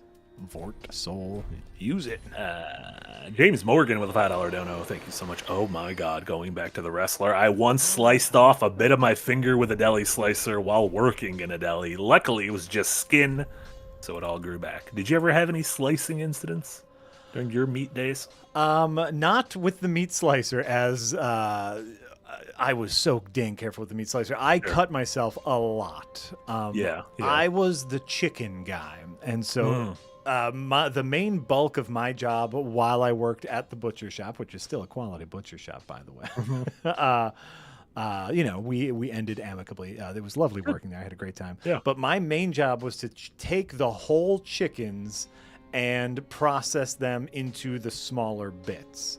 And so I would take just boxes and boxes of very cold whole chickens, and then some of them we just want half chickens because we sold half chickens, right? Then some would be completely cut chickens, so we would cut the wings off, cut the thighs off, cut the drumsticks off, and then even further where it's like, okay, just the breast. Now just the breast boneless. Now the breast, the tenders, and just disassemble chickens. That's what I did for most of my day. Yeah. But I'm working with incredibly cold chicken carcasses, and I'm wearing rubber gloves, and so your fingers get a little numb. Sure. Do I have Fireball? I do have Fireball. I want combustion. I want great combustion. That's more money. What is it? So yes, I cut my fingers a lot, is what I'm saying here. Did you get all calloused? Like, did you have like real workman hands afterwards? Yes. Oh yeah. Real workman hands, and they were. I mean, I still have scars from my time as a chicken man. My time as a chicken man. But it's also like I can do that now, and so I know how to spatchcock a chicken for better roasting in the oven. Ooh, spatchcock. I also love the term spatchcock. Spatchcock, great term. 10 out of 10 would cock a spatch again. Incredible. It's a Christmas miracle. I don't know what it means, but it's a Christmas miracle. I do say. I was watching something yesterday, and someone was talking, and I was like, "This sounds like Jack's like Southern voice, like Southern plantation voice." It was during on my personal channel. I streamed a couple old animated Christmas specials from animated video game cartoons. Like there was a Sonic Christmas special from the Sonic cartoon, a Pac-Man one, a Donkey Kong Country one, and 2 Mario ones. And one character, I can't remember who, was speaking exactly like your like Foghorn Leghorn voice. That is beautiful. You're welcome. Is basically, Your impression spans time. I went back to the early 90s and someone was like, I think I can do this. Yeah, well, I say. It's Cajun because I don't know if I can do Southern plantation, so it just turns a little Cajun, which I love. Yeah. You're like Gambit. Remy LeBeau. I don't think that's his name. Here's a hot take, Marty. We should not make a Tatum Channing Gambit movie. Yeah. It would be bad. Yeah. And we would all regret it. I think the studios were right not to make a Gambit movie. Yeah. I think as a little goof in another movie, it works well. If you need to bring him into these Secret Wars that are coming out, sure. Fuck him, let him show up. I don't want to sit there for 2 hours. No. And don't make me care about Gambit losing at cards. And I think, no offense to, I always forget whether it's Tatum Channing or Channing Tatum. Channing Tatum. No offense to Channing Tatum. I don't want to listen to him in that accent for that amount of time. Yeah, I like him. Sure. I think he's a good actor. That accent's it's a bit much. It's a bit much. Yeah. This lady got stuck on the bridge. Yeah. Do you see this? This lady is supposed to be walking. She's supposed to walk down this aisle, and she got stuck on the bridge. What a chump. Hey. Jack is wrong as usual. I am not wrong. That is. No, it might be a hot take. Obviously, I am wrong because I did not like Wolverine and Deadpool or whatever. Yeah. But no, we do not need that movie. It would be bad, and we would all have a bad time watching it. Also, saying he's from there, that's his native accent. That is not his native accent. That is, you can be from there, and that is not your native accent. Yeah. We are from Wisconsin, and if we did the most stereotypical grating Wisconsin accent, that would not be our native accent. Right. Don't worry, I'm there with you. Me, you, and Darren. Okay. Good. In the Harumph arms crossed, we didn't like. We didn't like it, and it just not everything needs to be a movie. Like, yeah. Also, we can all revel in the in losing Blade, right? Sure. We lost Blade. What a tragedy, because Blade 1 and 2 are fantastic. Blade 3 wasn't that great though. Well, Trinity wasn't great though. Let's remember that. It's got Patton Oswalt, friend of the show. I saw him do stand-up once, so I'm just going to call him friend of the show. He's 100% a friend of the show. There you go. Have you ever worked with him, I think? Yeah, I've worked with Patton a couple times, actually. There you go. Look at that. That wasn't a lie. It started as a lie. Yeah. Became the truth. The first time we worked with Patton was for Space Cop. And we went out to L.A. so we could shoot his thing, and we had a wonderful riff. Oh, my God. Go away. Yeah, what is he doing? Why doesn't he leave? You gonna fight him, or is this like? I don't want to fight him. I think I'm too weak to fight him, and so this is his AI leashing him back.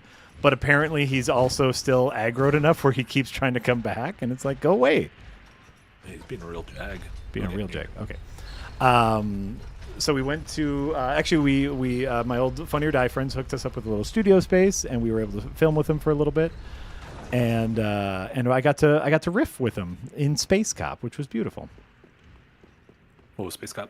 Space Cop was the last movie that Red Letter Media made.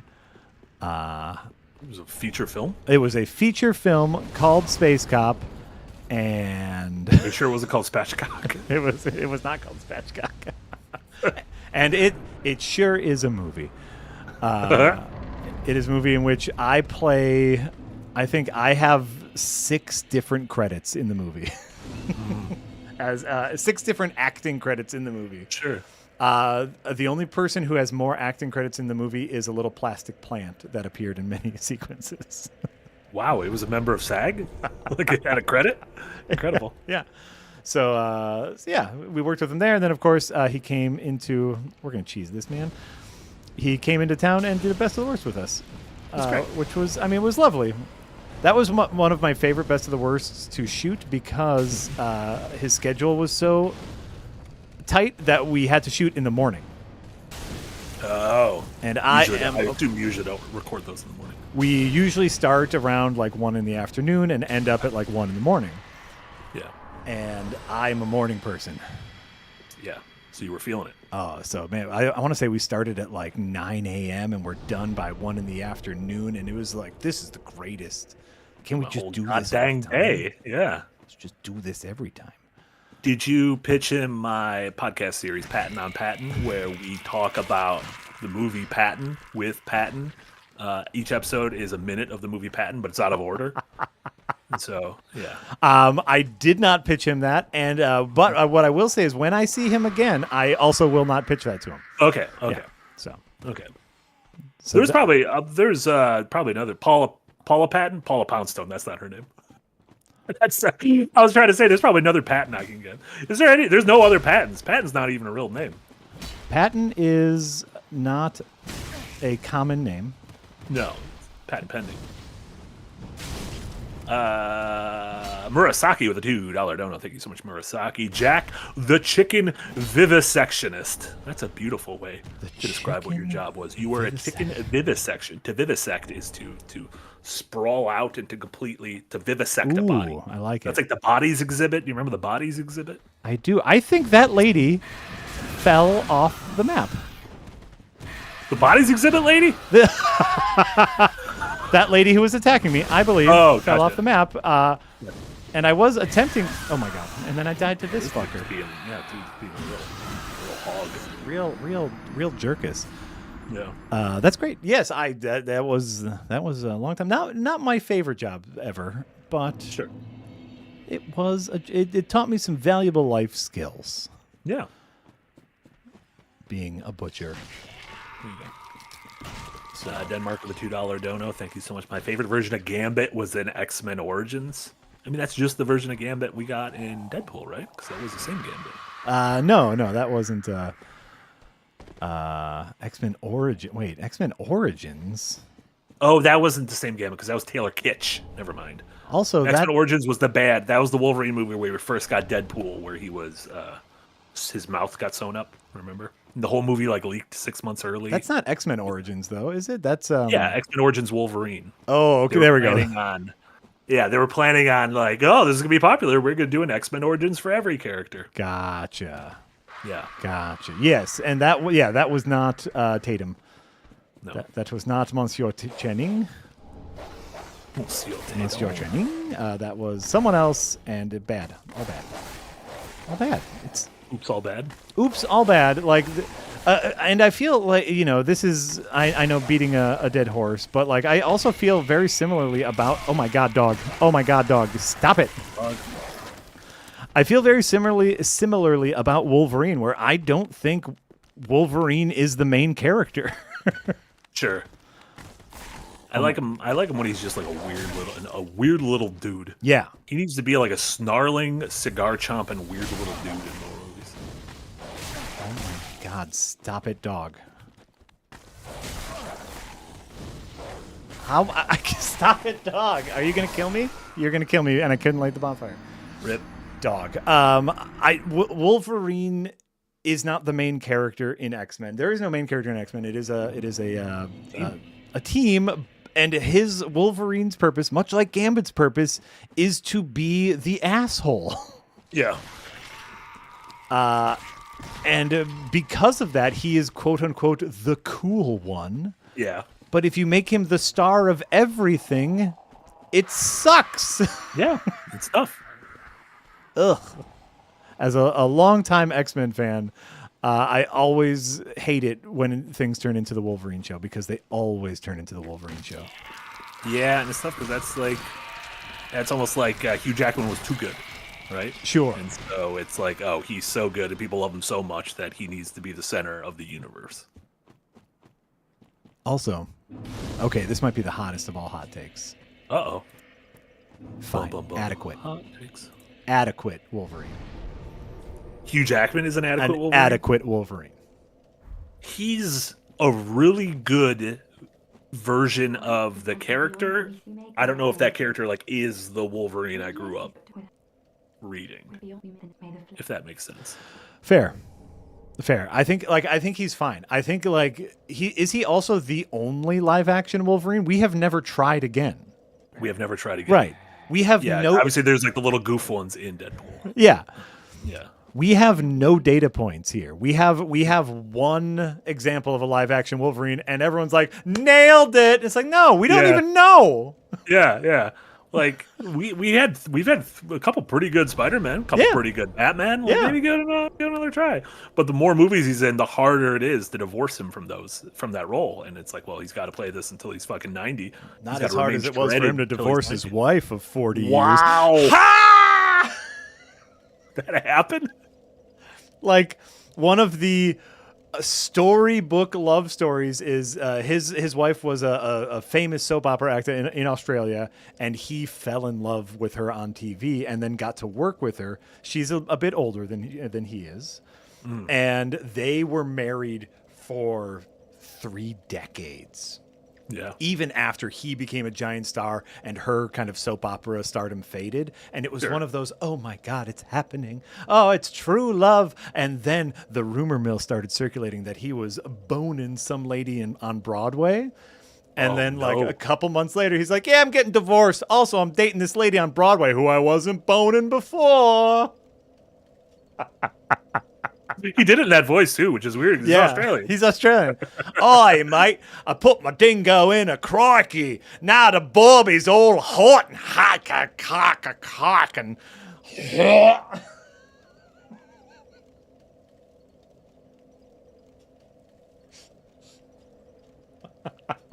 put his dingo in a crikey?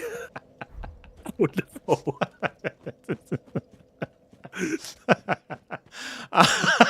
I have serious apologies to all of our Australians out there. Yeah, serious apologies. I have issues.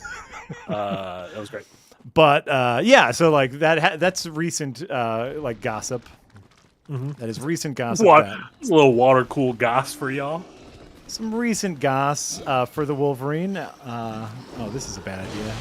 I forgot about those enemies. Oh, yeah. So over here is that thing right there. Is you were so close. Some pyromancy stuff that I would like. Oh, so close. That's the whole reason I'm running through this hell swamp. This area instead of like fighting anything is just so I can get the cool pyromancy stuff. And sure. I really should have thought that out more. You were great. I'm doing great. It's not a bad run back. Fungus Find over the $2 dono says, well, no, Jack, you just pretend you're a cowboy. That's not a cowboy voice. He spelled it in your Foghorn Leghorn, but he said just pretend you're a cowboy. Okay. Those are different voices. Right? Cowboy Foghorn voice? Leghorn is not a cowboy. Foghorn Leghorn is not a cowboy. What would you do as a cowboy voice? Oh, there's so many fuckers. Oh, yeah. Please, how do you get down to this crabby? No, I'm doing this wrong. I need to do this right. Yeah, cowboy voice is actually like... I have 2 cowboy voices. I have like main character, like, all right now, little missy, just like a standard, like, we're here to wrestle up some dingoes. And that way, not a dingo. Get some horses in the thing, and I'm gruff. But then my favorite cowboy voice is the old man who's afraid of everything cowboy voice. Like, oh, geez, Tex, where are we going? Oh, I don't like the looks of these strangers. Oh. That's really good. Yeah. I like that quite a bit. Yeah, that's a good one. We need more scared cowboys. Red Dead 3, starring just a real scared cowboy. Real scared cowboy, yeah. No, not this way. Why am I going this way again? George Lucas with a bit border. Ooh, this was from earlier talking about perfect movies. Some of George's close to perfect movies include Grand Budapest Hotel, The Prestige, and Children of Men. Oh, Children of Men. That's a good one. It's a goodie. You know what?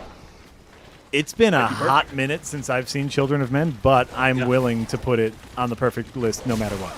Yeah. Oh my fucking god, dog. Fucking please fucking pooch. Dogs. Let's pooch out of here. Jari with 100 bits earlier. Just that counterpoint. A vintage counterpoint. Might have been when we were talking about Channing Tatum. Might have been when we were talking about Hugh Jackman. Yeah. A well-timed counterpoint, I'll say. Jari also gifted a sub over to Himble42. Thank you so much, Jari. And then George Lucas with another bit border. I rewatched both Quicksilver scenes from YouTube. Those were fun. I forgot they used Sweet Dreams for one of the big slow-mo extravaganzas. Yeah, that's a fun sequence. Yeah.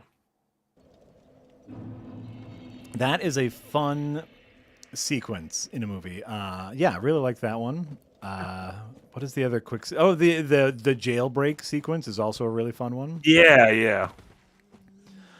Quicksilver's a cool character. Yeah, He's good as like a give him just a little bit of runtime. Like I don't want the Quicksilver movie, but if like you just make an X-Men movie and he has one cool scene in it, yeah, that sounds great. Yeah. Krabby, and Donkey. Pure Pyro with a $2 or a €2. Don't know. I think it's with Pure Pyro. Who is the most famous celeb you've personally met?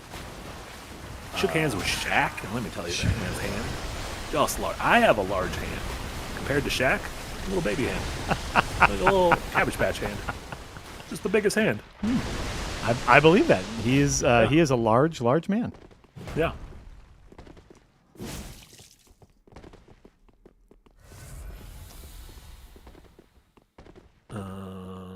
Who's the most famous person you met? You probably met someone famous. You met like. I've met a fair number of famies. Obama. You ever meet a president? Howard Kane or Howard Dean or Howard Dean. Yeah. Never met Obama. We were this close. We were so close to meeting Obama when we were making our inauguration video. No. I mean, I get like if we're going just by celebrity status, probably Will Ferrell, who is someone I've worked with a few times. Sure. Yeah. So famous. Will is probably the person who the most famous person I've ever met. I guess. You met Casey. Huh? I met Casey Wosu. Yeah. Casey Wosu. Pretty damn famous. Oh, and John Lee brings up a good point. You are 1 degree removed from a president because you are buds with Mac, and Mac obviously worked with an unnamed president in Home Alone 2. It was Trump. That was the president. What? Yeah. Oh my God. Well, then there you go. There you go. And I'm sure you also have 1 degree removed from president. I'm sure Patton Oswalt has met several presidents. Oh, sure. Yeah. You know what? In the inauguration video, we worked with Jack Black. Ooh, Bowser himself. So that's pretty darn famous, which was really fun. Yeah. So those are probably like the head famies. The head famies. Of the Council of Famies. Of the Council of Famies, yeah. Fungus Finder with a $2 donut going back to Vivisect. Viva equals living. Sect equals cut up. You absolute monsters. Why would Jack and I need to know what Viva and Sect mean? Like, you see what our jobs are. You are aware of our jobs. It doesn't matter what Viva is. We don't Viva or Sect very many things. We don't Viva. Also, if you type Viva to me, V-I-V-I, I'm going to assume you're talking about Vivi, the fucking wizard from Final Fantasy IX. And if you're like, no, I'm actually talking about the Latin word for living, I'm going to tell you to fuck right off down the road. That's what I'm going to tell you. Yeah. Jeepers creepers. That's exactly what we're going to tell you. We need to bring back the phrase Jeepers Creepers, by the way. Not the movie Jeepers Creepers, because that was directed by an actual monster. But like the phrase Jeepers Creepers. I think the song needs a comeback. We need where'd you get those beepers? We need like a Charlie XCX or a Chapel to cover that, and that'll bring it back. Next summer, Brat Summer's over. Jeepers Creepers Winter has begun. Yes. Where'd you get them? I could see that. Like, Jeepers Creepers. Ooga chugga, ooga chugga. Ooga chugga. Did you break? I was hooked on a feeling. Oh, that's beautiful. Nick the OG with a 50-bit dono. Sorry if this was earlier. Apologies if this was brought up and I missed it. But John Oliver had a last week tonight where he talks about organ donation. Turns out if you're an organ donor, donating your body to science has a wide definition. That is true. I guess I knew science that. could be a different thing. Like we're just gonna blow it up with dynamite. See what happens to like a liver if you stick dynamite in it. Yes, and not only, and I did not see the episode, though I do enjoy that program. So do I. I remember reading about this ages ago, where it's like if you donate your body to science, they can sell your body. Like science can be like, we can't do much with this. We'll sell it to the military, and it will be like a practice dummy for these bullets that we're testing. Yeah. We're gonna see what happens when you run a body over with a tank. Yeah, turns out you just fucking flatten it. They don't give a fuck. Yeah. Okay, great. They don't give a fuck about your body. And by the way, also, you're dead. You don't give a fuck about your body. Let them do whatever they want. Yeah. You're allowed to show them nude because they ain't got no souls. Donate my body to fucking coffin floppers. I get, like, that's the thing. It's like, hey, you can do whatever you want with my body, but if you show me, if you're like showing video of my body, I want people to see what I was packing. Like that's my little asterisk where it's like, you better show them all of my body. Don't take that part off. You know what I'm saying? I mean the Louvre. You know what I'm saying? Yeah. Talk about your weird ass, right? Hell yeah. It's disproportionate. Like one side is bigger than the other. I think it's asymmetrical, which is rare. Costanza syndrome. The classic Costanza. Okay, where am I going now? I don't know what you're doing. I've stopped watching the game. Captain President with a $20 dono. Jack, have you ever shown your Christian Bale Batman voice to these fellas? Rachel. I'm sure I feel like you've dipped into Batman before. The right, my Christian Bale Batman voice is Scooby-Doo without the modulation. That's right. Yeah. I remember there was a very specific, it is blank but blank, and that was it. Yeah. So I put the tip of my tongue behind my lower teeth, and then I go gravel, right? You go gravel, but you have to have the tip of your tongue pushed up behind your lower teeth, and then you go dark. But then you go Scooby-Doo, and that's when you get the gravel with it. And you go,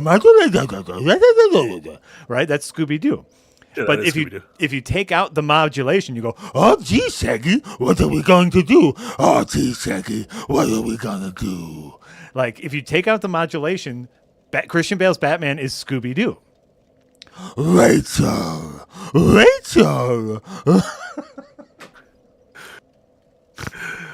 I'm against the idea of everything we do needs to be content.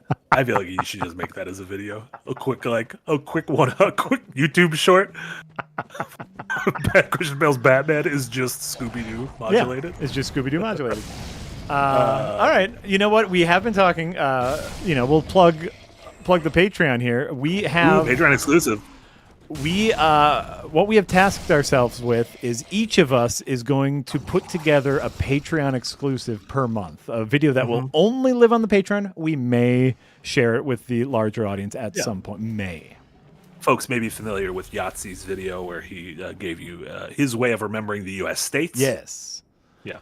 And so that was a really fun one. And we were thinking like, we should just do that, is make these weirdo videos that go only to the Patreon. So maybe I will make a comprehensive guide on how to do the Batman voice.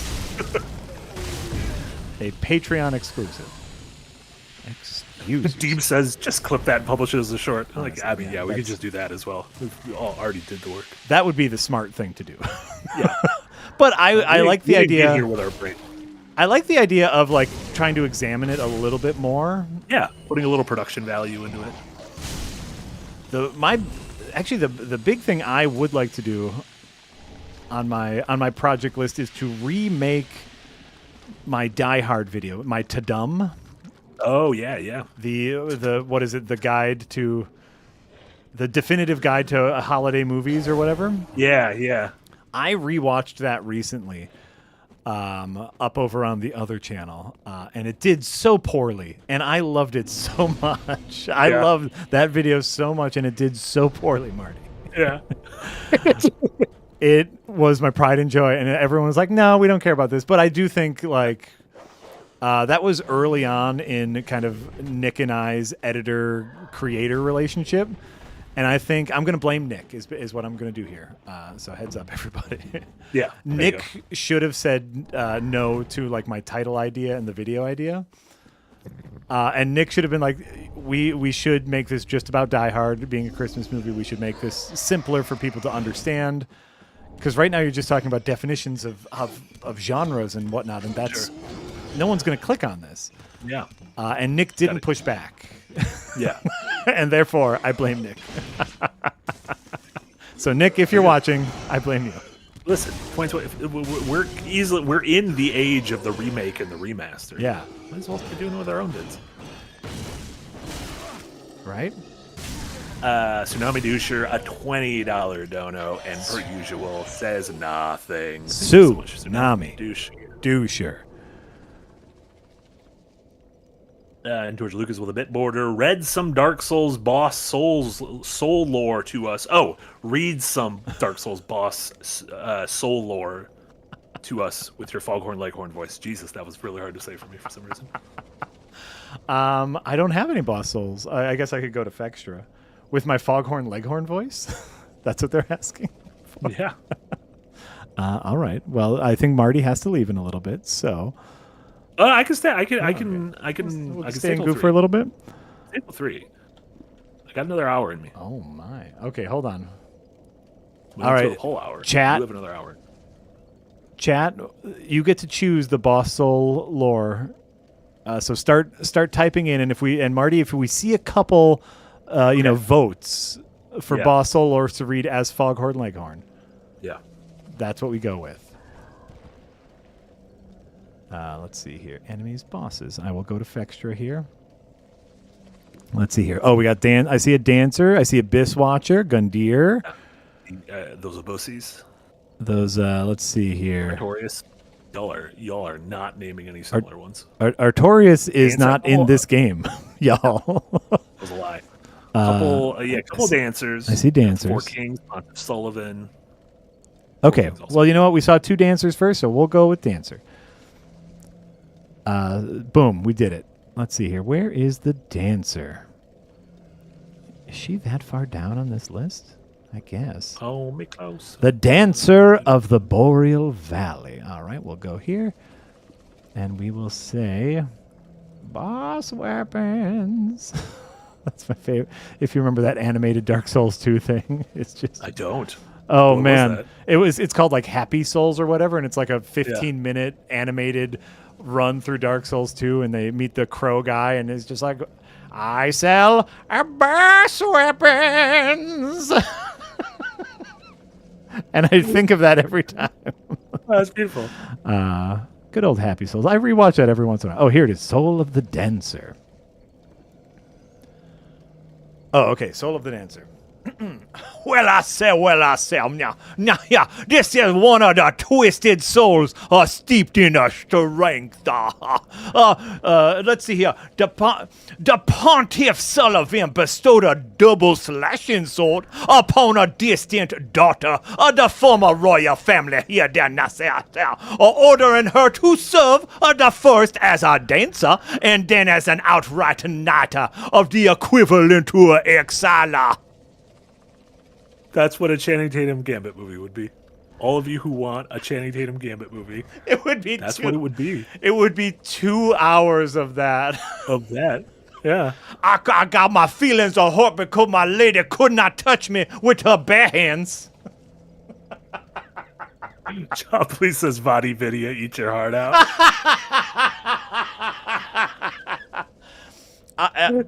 Honestly, Incredible. I've never read this description before, Yeah. and so I do like this. That like that old lady was like she was tasked as both a dancer and an outrider knight, the equivalent of an exile. And so like, Oh, that's cool. what a weird position to be in, where it's like, oh yeah, I'm here to move for y'all, but also, oh, I'll fuck some shit up. So Yeah, I like that. yeah, that's fun.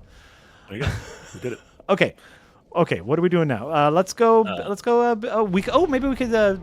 I don't think I can take on Max Magician in the Seven Rings, but we can try. That sounds like the shittiest DreamWorks movie. Magician in the Seven Rings. It is a very shitty ripoff. Like it's supposed to look like Harry Potter. Yeah. And all that. Like, it's called Max Magician. They thought it was going to be the next big like young adult book sensation, and it turns out no one cared about Max Magician. Oh yeah, no, it's definitely one of those like, this is what's popular. Let's just make it as fast and cheap and dirty as possible, and call it Max Magician and the Seven Rings, because that's like Harry Potter and Lord of the Rings and Percy Jackson and all that bullshit. Yeah. Exactly. Oh wait, yeah, I know. There's this thing down here.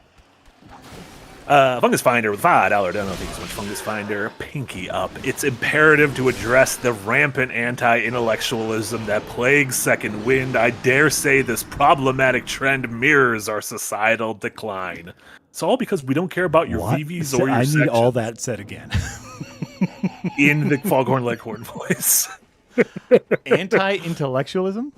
Because I yelled at him. You for have not caring somehow, about Marty, muted again. Hold on. Just for me. Fuck. But I know how to fix it now. I just mute everything and unmute it, and that fixes you. Okay, all right. Incredibly stupid. Incredibly stupid. Guys, y'all think PC stand for personal computer? Turns out, stand for pretty crappy. Okay. Pretty crappy. Okay, so there's anti-intellectualism. Yeah. That was because we got mad at the vivisection. I got mad personally at the vivisection. The Latin thing.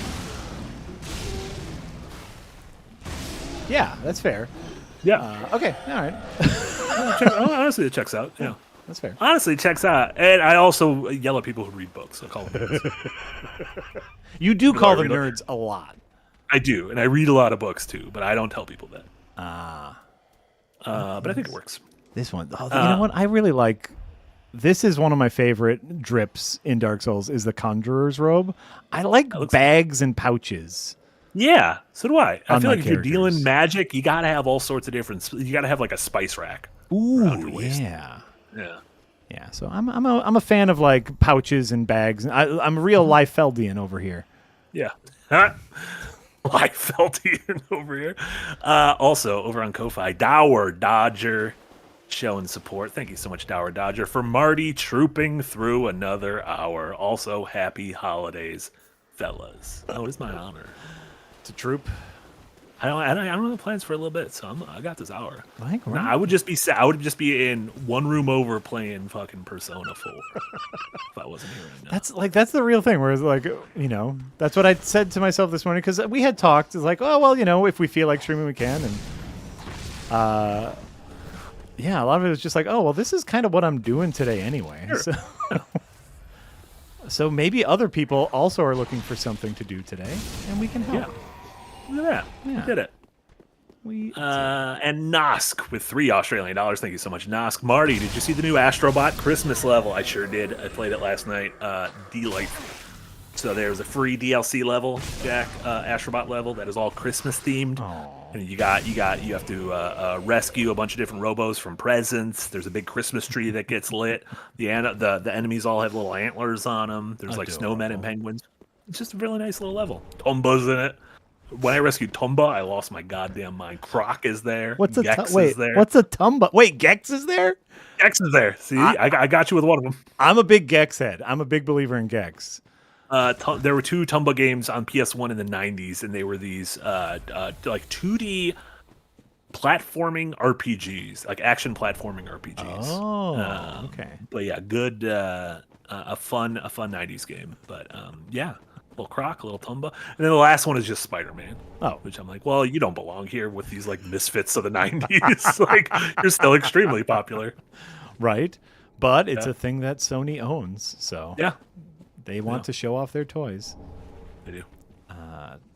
Where am I? I don't know. It doesn't matter. I'll bone it up. And yes, Gex is making a comeback. They are remastering the Gex trilogy. Are they It's really? supposed to be out this year. I do not think that is happening because this year has about 6 days left. But it should be coming out next year. Yeah. You know what's not going to age well? A lot of the jokes in Gex. Oh, I'm very excited for that. We absolutely need to do a Gex stream where we're like, all right, how does this play in 2025? Not how does the game play? Right. Because the game's probably going to be bad. How do these jokes play in 2025? A lot of them not gonna A play. lot of Milton Berle jokes. I don't know if like the kids are really tapped into Milton Berle jokes. Right. I played a lot of Gex Yeah. because I want to say I've told this story before. My mom was a thrifty lady, knew I liked video games, and was very excited to get me the hot new video game system that I would love, a Sega Saturn. Yeah. Oh no. and so that's what I had to play with. So I played Gex and Scud the Disposable Assassin so much. My God. Beautiful. Milwaukee's own, Rob Schraub's own Scud the Disposable Assassin. Yeah. Do you still have the Saturn?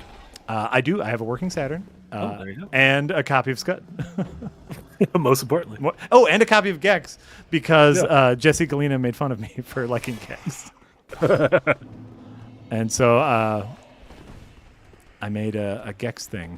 I forget why.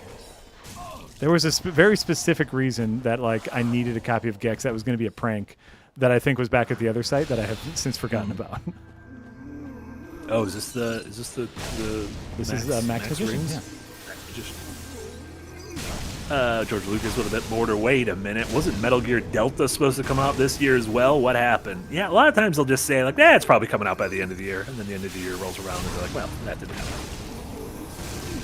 Yeah, you were just rinsing that, man. Honestly, Moses. that was significantly more damage than I should have been doing. Yeah, that was a crazy amount of damage. Oh, that did no damage. Oh, Because that was a fake spin. It's a fake man. Oh my god. Oh, getting fucking skadoodled. Nope. Oh, there's a lot of shit going on here. Yeah. Oh, beautiful. Beautiful. One more. There. Boom. I cannot believe that was a first try win. Great combustion only. Yeah, that opening 3/4 of his health before all the rest of his asshole buds really helped. Amazing. Were you worried that was going to be like a lengthy one? I have had the last run I did in Dark Souls 3 earlier in December was magic only.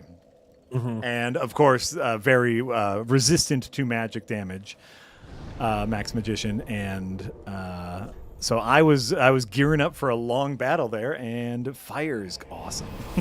Yeah, right? Yeah. It's a Christmas miracle. Thank you, Santa. You've never seen this area in Dark Souls? Did you play Dark Souls? Yeah, you might not have if you didn't play Dark Souls 3, this is all going to be fresh to you, Deebs. I do believe that is a required boss. Oh, yeah. The answer is no. Deebs hasn't played. Oh. That makes sense. Yeah, welcome. Oh, yeah. Welcome, host. There you go. I'm going to run to the bathroom quick. Do it. Run it. Do it, run it. Witches burn. You know what? You are right. Witches do burn. Here's the one issue. The one issue with fire is your fire hand scales equally with intelligence and faith. And so you do have to split your levels a little bit, which sucks a little bit. Let's get some... Oh, that's right. And they do... I hate, I know like they're always refiguring out like the attributes formula, and they gave vitality to your equip load. And I always hate splitting up my equip load there too. But what are you going to do? What are you going to do? I 100% need more blue. Okay, there we go. There we go. But the advantage is you can also use some of the utility faith and inch spells. That is true, but as a believer in like the glass cannon strategy, is dump all into one stat, so you are annihilating your enemies. It's a little frustrating. And boop, I love that. For anyone who doesn't know, the Firekeeper will bow with you if you do the bow animation. And so if you get just close enough to her, it makes it look like she's giving you a little kiss on your forehead. Ready? And, oh, thank you. Which I find to be adorable. I find that to be adorable. That she gives you a little kissy on the forehead. And you can't stop me from thinking that's adorable. We need some crap. We need some crap here. What are we? Crap. Oh, Gray Rat. We never went back to get Gray Rat. Aw. That's what we should go do that. Get that rat up in you. Get that Gray Rat. Where do we go? We go here. There we go. And a weak potato with a $5 dono. Thank you so much. Given to the P4G Persona 4 Golden Marty. Just about to start Nanako's dungeon myself. Oh, I'm giving it. Don't worry. This isn't me like.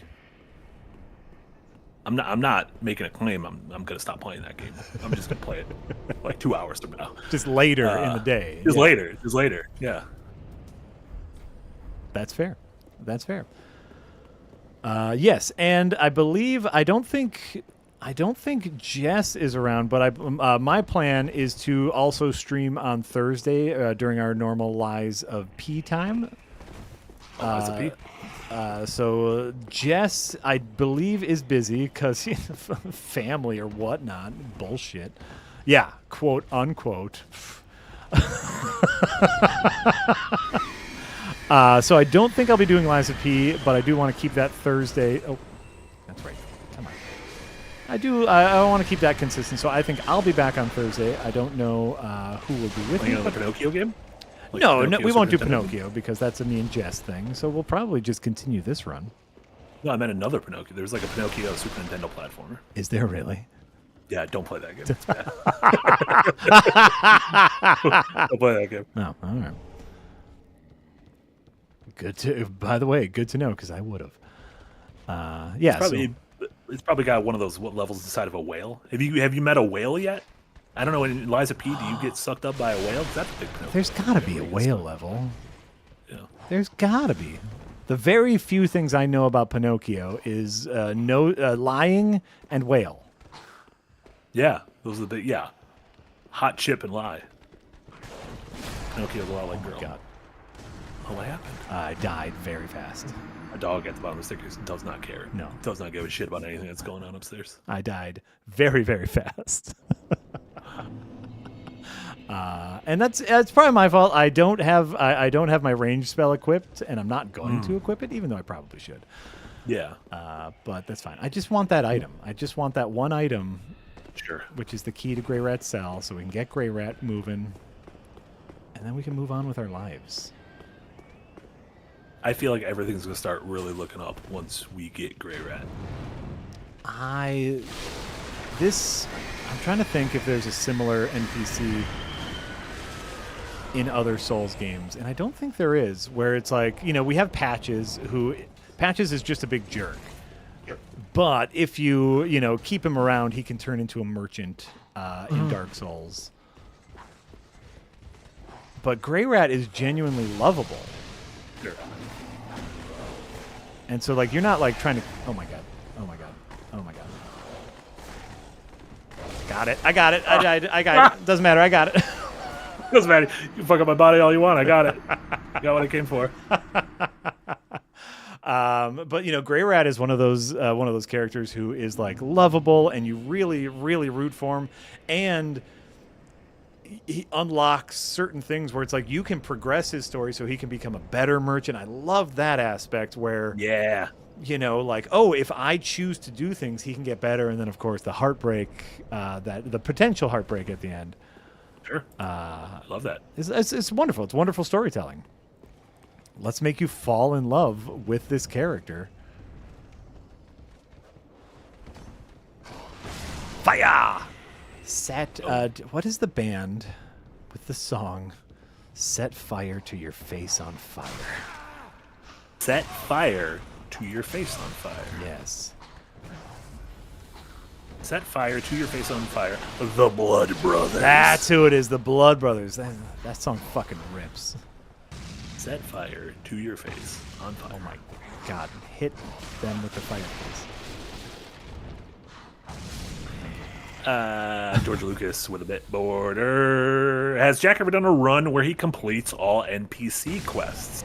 Henri of Astora, Yol of Londor, Yuri of Londor. I remember those characters vaguely. Where? Can you even do all character quests in one run? Or don't. some like either or? I want to say if you do Yoria is like the dark sorcerer who shows up if you're going kind of the dark path. Sure. And I believe that completing that path X's out Henri's path. Sure. Locks out certain things. Yes, because spoiler alert, I believe you get in order to get married to Henri, it requires sacrificing. Marriage. That's not good. Right. Apologies to Henri. But like I've done them in my personal time. I've done their quests. I'm a big fan of. Oh, who's the Moon Lady, chat? The Moon Lady who at first is like, you ain't shit, and I'm not helping you. Fuck off, you fucking Ashen One bullshit. Surus of the Sunless Realm? Surus of the Sunless Realm, who has a really fun side quest, and then like, she's like, okay, hey, so first she's like, you're a bullshit, you get out of my fucking way. And then she's like, hey, I heard you fucked up some bosses. We're not cool, but nice.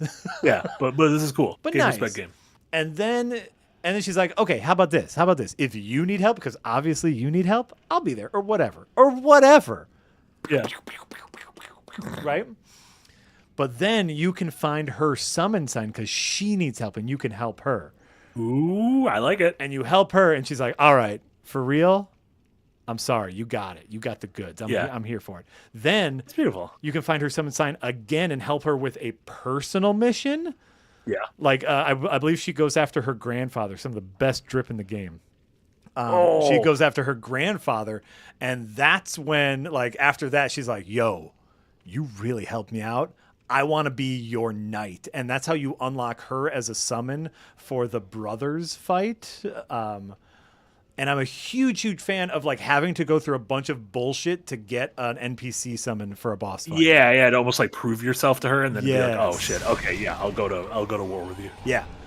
So a great fucking side quest. Yeah. Great fucking side quest. Oh. Do you feel like From has gotten better with side quests as they've gone on?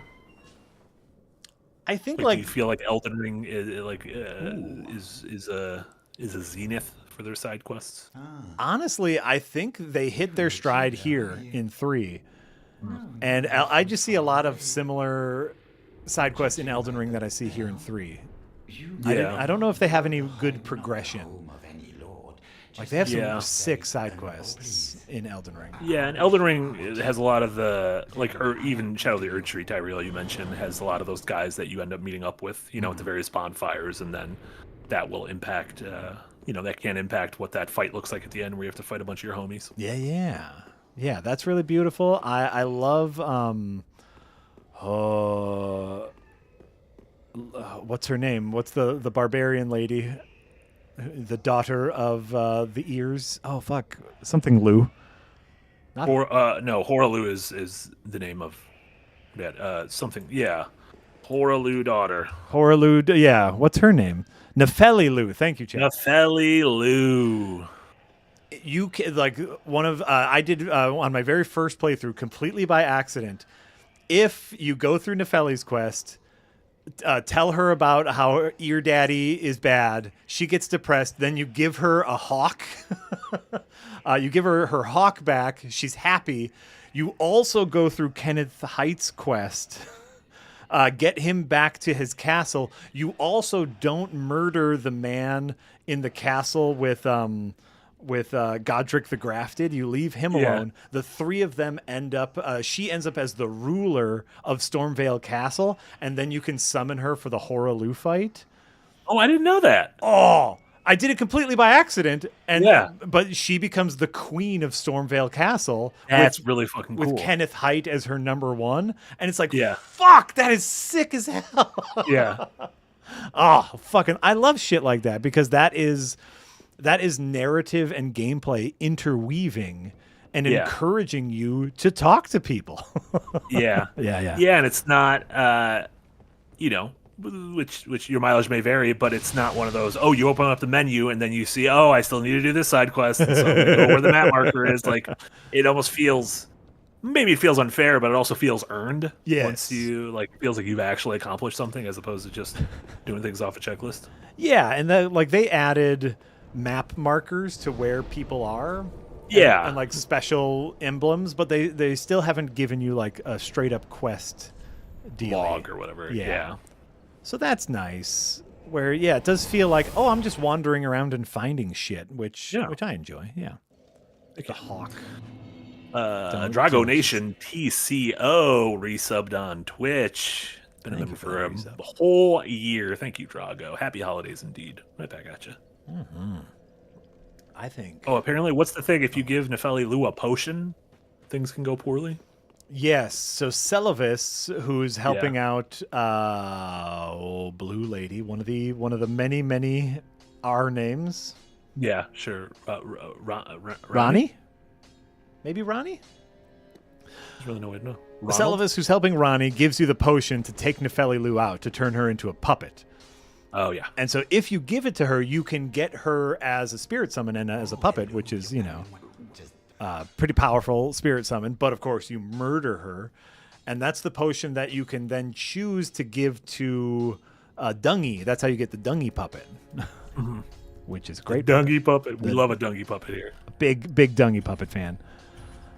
Can I get any cool shit from you right now? Oh, fuck, I can. Hold on. Before I make you sad, I want to buy something from you. That's the important part. That's why every time I hit a cash register at a store, I say that. And then I tell them a real sad story. The soul of the crystal sage. Soul of the crystal sage, one of the twisted souls are steeped in strength. The twin crystal sages who once served as spiritual guides to a set of scholars of the Grand Archives, and one went to Ella with the Undead Legion.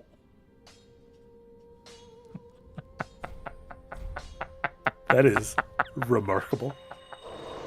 It's so stupid. You go full Cajun. I love it. People say don't go full Cajun. Always you know what I say? Go even more. Go harder. All right. Yeah, it's a real Cajun Christmas. We're going to buy that buckler. Cajun Christmas. Robert Goulet's. We're going to buy that. Yeah. All right. No. Now I'm going to make you sad. Okay. All right. And George Lucas with another bit border. Thank you, George Lucas. In Cathedral of the Deep, there's a lady called Rosaria, Mother of a Rebirth. Correct. Is she Guinevere? What's the lore here, Master Jack? Do you know? I do know. She is not Guinevere. That is, if you feel like respecking in Dark Souls 3, that's how you respec, is by reaching that character. Guinevere is actually the one of the Lord souls, one of the mega souls, is that big snake person. The big snake boss who is gotta remember names. Rykard? Not. Wait, what game were we talking about? We're talking about Dark Souls 3. Oh, I thought we were talking about Elden. But by the way, very similar to Rykard, there is a boss in here that eats other bosses, basically, that eats royalty and gets their power. Aldrich. Thank you, Lord Robertus. Aldrich. So Aldrich is this goopy snake monster that eats up other deities, including eating up Guinevere, because Aldrich is actually wearing Guinevere's headpiece and uses Guinevere's magic arrows. Mm-hmm. So that's a canon event. Why am I here, Marty? Why did I come here? No one knows why we're here. In life. I don't need to be here. Okay, bye. Ashen one. So I forget where we were in that story or why it was important, but I think it was the greatest story ever told. great. Some people think it's the Bible, but they're fucking deeply wrong. They're just wrong. They're just wrong. Tree balls. Let's go fight tree balls. Ooh, I like a tree balls. Everybody likes a tree balls. So yeah, there is some wonderful intermixing of lore between 1, 2, and 3. My favorite is just like the giant sitting right outside of Firelink Shrine, just like, Do y'all know? By the way, I didn't know this for the longest fucking time. Hold on, let me get back to Firelink Shrine. So many things in this game that I just did not fucking know. One of the covenants, or I believe you need like seeds of a giant, of a fire giant, of a giant tree or some bullshit like that. Okay. So check this out. We're gonna go the wrong way. We're gonna go the wrong way first. You gotta go the wrong way first. That's the only way to make this work. That's right. Gotta go the wrong way first. Yeah, you have to load it in. I do love that, by the way, that Firelink doesn't load the outside area in case you don't go outside, so you have to wait a little bit. Oh, okay, there we go. So, here is the Dark Souls 2 giant. Yeah. Right, which is a lovely, lovely homage and kind of a reminder that Dark Souls 3 is about all of the Dark Souls universes converging and collapsing on each other. Yeah. But did you know that you can go up to this tree and get a giant tree, a seed of a giant tree? You can. When does it fall? Does it ever fall? Yeah. You get one later in the game. It just and you can use it for shit. That's really fucking cool. I didn't know that. Yeah, I think I always just like looked at this from a distance. I was like, "Oh, that's cool. Yeah. I know that from Dark Souls 2," and then ran by. If you go by, eventually a seed forms, and you can pick the seed. There you go. So, I didn't know that either. Yeah. If you trade that seed to Pickle Pea, you get something fun, I believe. Just putting that out there. Like novelty sunglasses. I believe you can trade it to Pickle Pea to get the Lucatiel mask. Ooh, gotcha. Who's like the swordsman from Dark Souls 2. Yeah. Or the sword. That's neat. The sword lady. That's pretty neat. That's a neat one. I like it. So there you go. Like, just so full of stuff. These games are so full of stuff. And I definitely, like, there's a part of me that feels very bad when playing through Lies of P because luckily I have Jess with me who is doing a fantastic job of guiding me. But I know I am missing so many little things. Yeah. Now look at this man. Look at this man get stuck on Why the does he keep getting stuck? Why do they keep getting stuck on that corner? Right? If y'all haven't, I know I talk about Illusory Wall, the YouTuber, a lot. Illusory Wall has a wonderful video explaining how all of the collision works in Dark Souls, and not only does it explain how like collision works in Dark Souls, but in video games in general. And the difference between low collision and high collision and reverse kinematic collision, and how it can lead to stuff like that where enemies can just get trapped sometimes. What are those? I don't know what those words mean. Low kinematic, high kinematic? Like, what does that mean? Do you know? The kinematic... Is that just something I can learn from it? It's something that you can learn from the video, but basically, so like there is collision here, and that's what tells me that I can't fall through the floor. Sure. But there is also high collision that affects your animation. And so if you are walking on stairs, it affects how your feet look. Gotcha. Even though the low collision is just a ramp, the high collision is actually in the shape of the stairs, so it looks like you're walking on stairs. Gotcha. It's almost like a general collision and then a specific collision. Correct. And that's why, and because like the collision can get very, very complicated, enemies can look like they get stuck sometimes, or can get stuck sometimes. Yeah. Yeah. I thought it was just Miyazaki being lazy. Fucking phoning it in. Feet up on his desk. Could be. Yeah. Jesus. Big rat came from the fog. Big rat fog. Yeah. Dead rat. Anthister, thank you so much over on Prime. Resubbed using one of those Bezos bucks. Use those Bezos bucks, y'all. Use it on us. Use it on someone else. Just don't let Bezos take it with him into the new year. Every year in the billions of dollars, there are billions of dollars of unspent gift cards. Yeah. Every year. Billions. These corporations get your money and don't have to give up any product. That is bullshit. That's fucking bunkum. That's what that is. bunkum. What I want you all to do right now is take a little mental category of all the gift cards you got lying around and you use them. You get these, you like tape them to your chest. Yeah. You cannot remove the tape until you use them. Don't let these corporations steal your money. Don't do it. Don't do it. Don't do it. Don't do it. With the message, man, I'm bad at remembering to resub. Merry Christmas and happy holidays to you amazing gents. Right back at you. Right back at you. Right back. Harry's son with $5 Australian, hopefully just popping in and not hearing anything about Hugh Jackman. Merry early Christmas from Australia, lads. Enjoy your holidays. A trio of Santa emojis. Yeah. And then Captain Prez with a $10 dono. Thank you so much, Captain President. Marty, my oven broke, so I bought a Pizzazz. You are right. They are legit. I think I've finally become an influencer. This is the first time. I've been doing this job since 2011, and I finally can say I'm an influencer. Because I influenced the purchase of a single Presto Pizzazz pizza oven with an asterisk, because it's not really an oven. It's just a hot plate that spins. But that's very exciting. I think that's the thing, is they need to not be called an oven. An oven makes people think it's going to be an oven. This is just a hot plate that spins, but it's a great hot plate that spins. That's what is an oven? If not, what is love if not grief enduring? No, it's got to be the opposite of that. What is grief if not love enduring? Got really dark. Oh. Well, if you say the opposite, that's a real dark Christmas. It's real dark, y'all. That's real dark, and I'm here for it. Speaking of YouTubers I enjoy, I'm looking through my subscriptions right now to remember their name. I can never remember names or numbers or things. What is the name of the YouTuber? Hold on. Air fryer.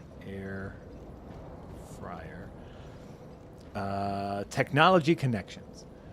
There is a YouTuber out there called Technology Connections, makes some amazing content that is just, one video will just be literally a step-for-step breakdown on how old tube televisions functioned and the magic behind them. The absurd engineering of VCRs, how they had to pull a tape through a labyrinth thing. But his most recent video is just on air fryers. Oh my god, I'm absolutely going to watch a video on air fryers. And by the way, all an air fryer is a hot plate and a fan. That's it. It's a little convection oven. That's all it is a little convection oven. And I have never been more excited. But that's all a pizza oven is, right? It's just a hot plate and a rotator.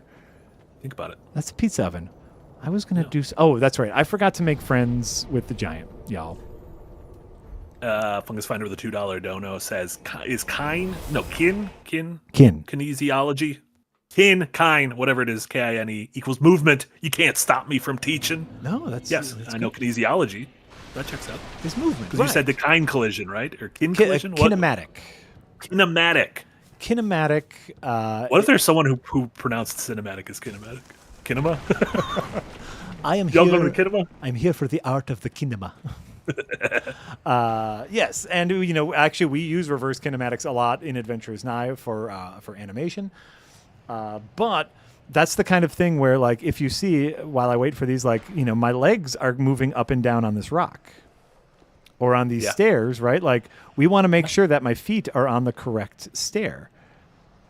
But so it's almost like something that kind of animation didn't really exist until later generations, right? Probably not until Super 3D Nintendo games and getting that, right here, this stairs is probably just a straight flat ramp as far as the low collision is concerned. But that would look really weird, and so they had to make sure that my character animated correctly, and so each one of these stairs is probably textured in high collision to make sure that it animates properly and looks nice, which I think is fascinating. Once again, Illusory Wall has I want to say it's called like The Invisible Walls of Dark Souls. Just put out another hour-and-a-half banger on The Invisible Walls of Dark Souls 2, by the way. That's a gift that keeps on giving. I made a joke long ago that is my World War II documentaries. Is like instead of being a dad who's really into World War II, you're just a dad who's really into like how does Dark Souls work? And that's like my kids will walk into the living room on me watching these extensive breakdowns on the mechanics of video games. Illusory Wall also has a great like the difference between the original and the remake of Demon's Souls. Like we are going into the nitty gritty bullshit. Yeah. And I don't even care that much for Demon's Souls, but I watched every minute of that because it's fascinating. Hell yeah. Those are my my favorite YouTube essayists are the ones to where it's like I just like them so much that it doesn't matter what they make a video about. Yes. Like I'll be like, yeah, sure. Great. Yeah. I am here for whatever this is. Yeah. Absolutely. A couple of twitchy messages. Oh, Nick. Apparently Aldrich is eating Gwendolyn, not Guinevere. Well, y'all, spoiler alert for Dark Souls, but Guinevere doesn't exist. Guinevere is fake, y'all. Yeah, I don't know. Maybe that was Maybe Guinevere spoke with one of the G names. I don't wanna like Ace Ventura Pet Detective us, but Guinevere is Gwendolyn, and Gwendolyn is Guinevere. Gwendolyn is Guinevere, and Guinevere is Guinevere. I'm gonna be honest. A lot of Ace Ventura going on today. Marica is Radagon. Radagon is Marica. There you go. Has anyone done that? Does that work? Has anyone done that? I am sure someone has made that joke before. Yeah. Anthist here. Joined Green Gang in YouTube, and now I'm here on YouTube. Jazz hands. Thanks so much, Anthist here. Pulling double duty today in the streams. Custos resubbed on Prime on Twitch. Thank you so much, Custos. I didn't even realize my Prime gaming sub refreshed. Oh well, merry times, y'all. That's the thing, is if they wanted, they could easily flip a switch and you could just be like, oh, automate my Prime sub to always go to X channel or a random channel I follow every month. They could do that. But you know why they're not going to? Because they're little greedy Pete's. That's why. Oh yeah, that was a big choice where they're like, but we want to make sure people keep coming back. Yeah. You know what's Ow. Alkeems, same thing. Resubbed on Prime after 6 months. Thank you so much, Alkeems. Merry Christmas, guys. I almost forgot to use these Bezos bucks. That's what I say. We appreciate you using them on us. Just use them on someone. Just use them on someone. Right. That's otherwise, Jeff's going to buy a super yacht to put his mega yacht in, which also houses several normal yachts. So you can't. Absolutely. This guy is going to burn in the ass. I got him poisoned, and so I think that's going to help. Got him Belle Biv DeVoe. I got him poison. Yeah. Poison. Deebs. Deebs resubbed on Twitch as well. Xmas Train. Thank you so much, Deebs. Jari with 100 bits just says toot. That's true. Just a little toot. Just a little toot.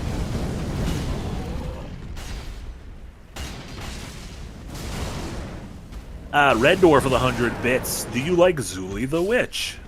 Oh yeah, Zuli's great. Zuli the Witch is great. Yeah. Zuli's great. My only issue is Zuli doesn't do any VO, and so as people might know, I'm a historically bad reader. yeah, and there's just something cozy about listening to like a YouTuber you like with who does great VO. Yes, and so that voice almost becomes a part of it, a part of the experience. Yeah. So like Zuli makes fascinating and interesting content, but it's not. That's not.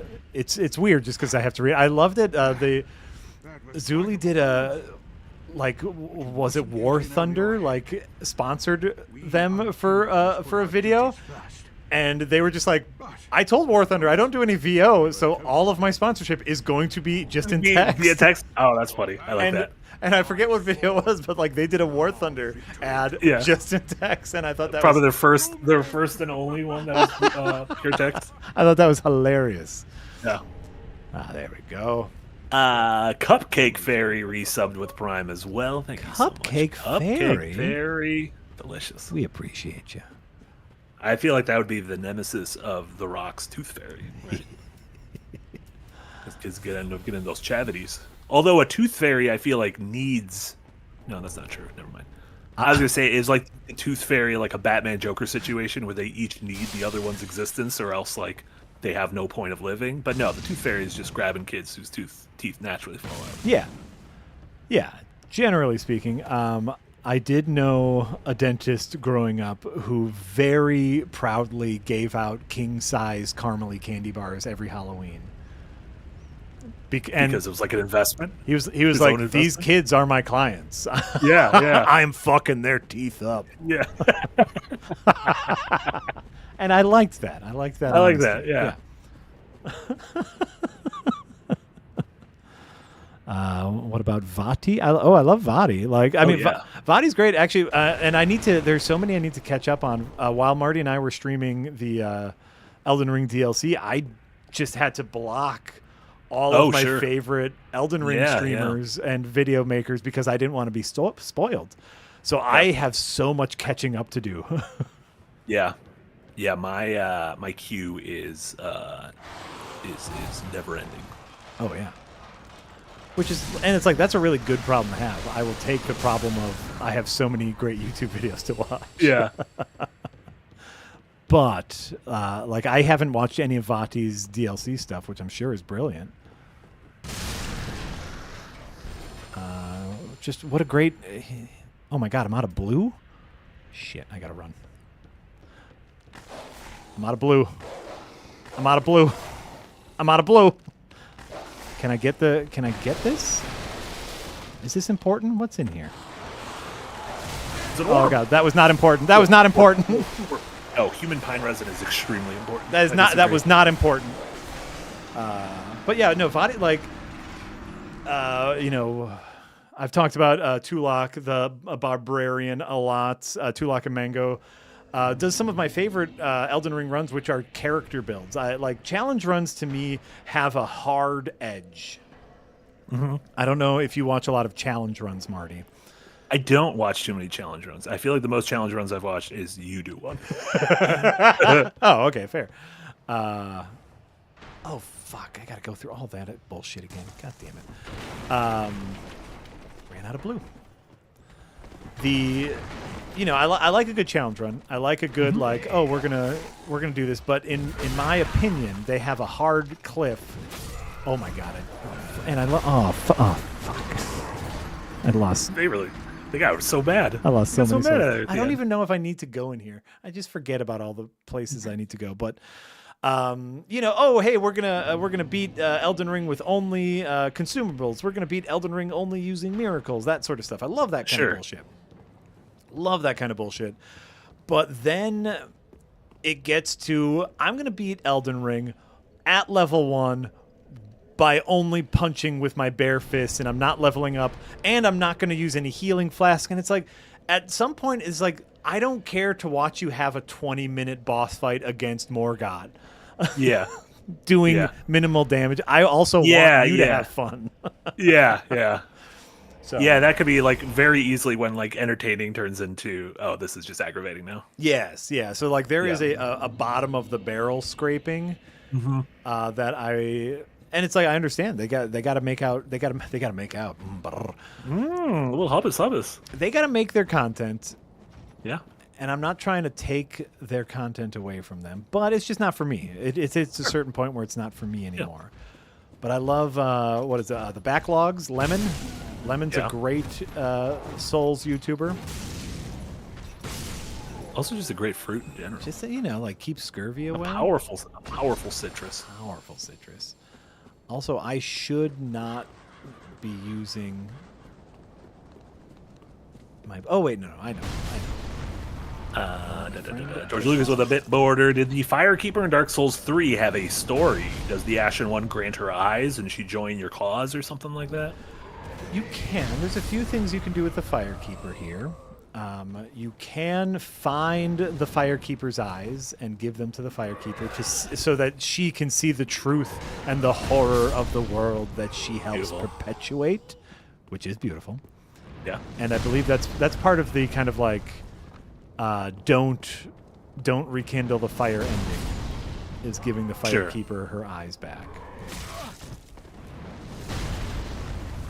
Did she eat her eyes like the creepy blind lady in Elden Ring? She does not eat her eyes. And then when she finds out their eyes, she's just kind of like, well, I'm just going to keep doing it anyways. She's like, well, they're kind of delicious. And I've already eaten one. Might as well just keep doing it. They make me see the chaos god. Let's put some hot sauce on them. Gobble, gobble, gobble. Where'd the turkey noise come from? Pretty good turkey noise. It's like the South Park turkey noise. Which is just a turkey noise, I think. I don't know. That's why. Yeah. And I want to say there's a thing where you can turn the Miracle Lady into another Firekeeper as part of a storyline in Dark Souls 3. They have a lot of intricate storylines, which I believe is wonderful. But I think that's kind of it. For the doesn't have a ton of things. Just a couple little nuggets. Yeah, little nuggies. Christopher resubbed on Prime on Twitch. Thank you so much, Christopher. I had to watch a Ryan Seacrest ad to do this. Going back to YouTube Premium now, you weirdos. Big news. Dick Clark's Rockin' New Year's Eve featuring Ryan Seacrest. It's coming New Year's Eve. I think it's funny that it's still called Dick Clark's Rockin' New Year's Eve with Ryan Seacrest. Like, Dick Clark's like... Is Dick Clark dead? Be a cold day in hell that you take my name off this. That's a great question. Is Dick Clark dead? That's a genuine question. Yeah, he died 13 years ago. Did he really? Yeah, he was 91.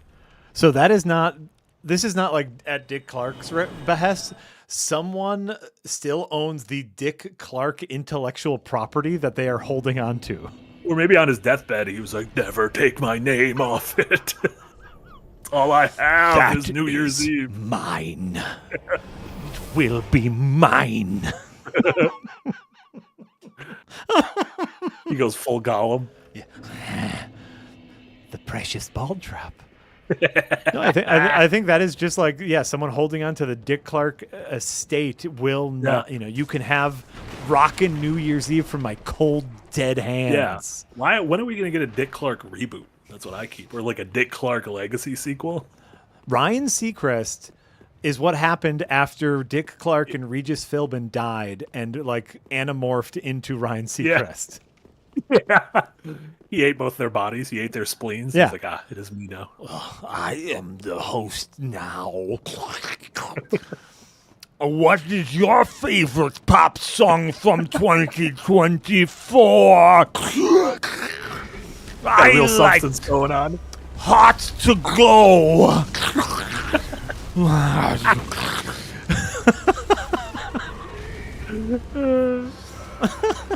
Also, incredible. I shot the tree balls with fire twice, and I don't believe I did any damage. No, I think it did 0. So I don't know. Somehow the red went above the line. He's just gaining health. He likes it. I healed it somehow? Always play for fun over on YouTube with the $2 dono. Thank you so much. Merry Christmas. Praise the sun. Oh, I've never seen a little praise the sun. Oh, that's so easy to do with little keyboard strokes. It's beautiful. Why am I not breaking this? Captain Prez with a $5 dono. Thank you so much. Going back to his pizzazz. I can't seem to fit this damn turkey in the pizzazz. 0 out of 10. And I feel like if you put like a Cornish game hen on a pizzazz and you just let it rotate for like a good 40 hours, I think you can get it. I think you can get it. I would. That's one of those like invest in a good meat thermometer, because like you want to make sure that okay, I'm gonna need some more blue for this guy. Yeah. By the way, tree balls is maybe like I would assume because it's a tree it would be weak to fire. Yeah. But it is also wet. Yeah. It's very wet. Yeah, and we don't know if he's wet with flammable or wet with non-flammable. Right. Seems like he's wet with non-flammable. Okay, well, we got... I'm not going to win this fight. I have my axe with me, but I would like to win it with just fire, so... Sure. I guess kill me. Just go inside. Go inside. Speaking of turkey, stuff yourself inside. Here, kill me. He's got a real turkey kind of vibe. Oh yeah, this is like what happens if you undercook a turducken. Oh, no. The duck comes out. Fucking Cthulhu duck. Fucking Cthulhu. Now introducing Sabrina Carpenter. It's a nightmare. It's a true nightmare. I think I'm gonna. This is not a hot take. Ryan Seacrest is a true nightmare. Yes. Yeah, there you go. He took over Regis. He also just took over, what's his name? Wheel of Fortune. Did he really? Yeah, he's John Wheel of Fortune now. Oh, you know what? And I was in my head, that was Price is Right. And I was like, Drew Carey stepped down? From my cold dead hands. You're not even the most famous one, Drew. Get out of here. Pat Sajak, Red Dwarf. Thank you so much. Pat he has taken over. Sajak. Pat Sajak. Old Pat Sajak. Snake in the Garden with €2 dono. Thank you so much, Snake. Something. 4-hour stream, right? You're flying too close to the sun, Snake. You are flying too close. We'll see. To the We'll sun. see. I could meet halfway. No, like Marty said he was done at, like Marty has 8 minutes left, and we are not making Marty stay here.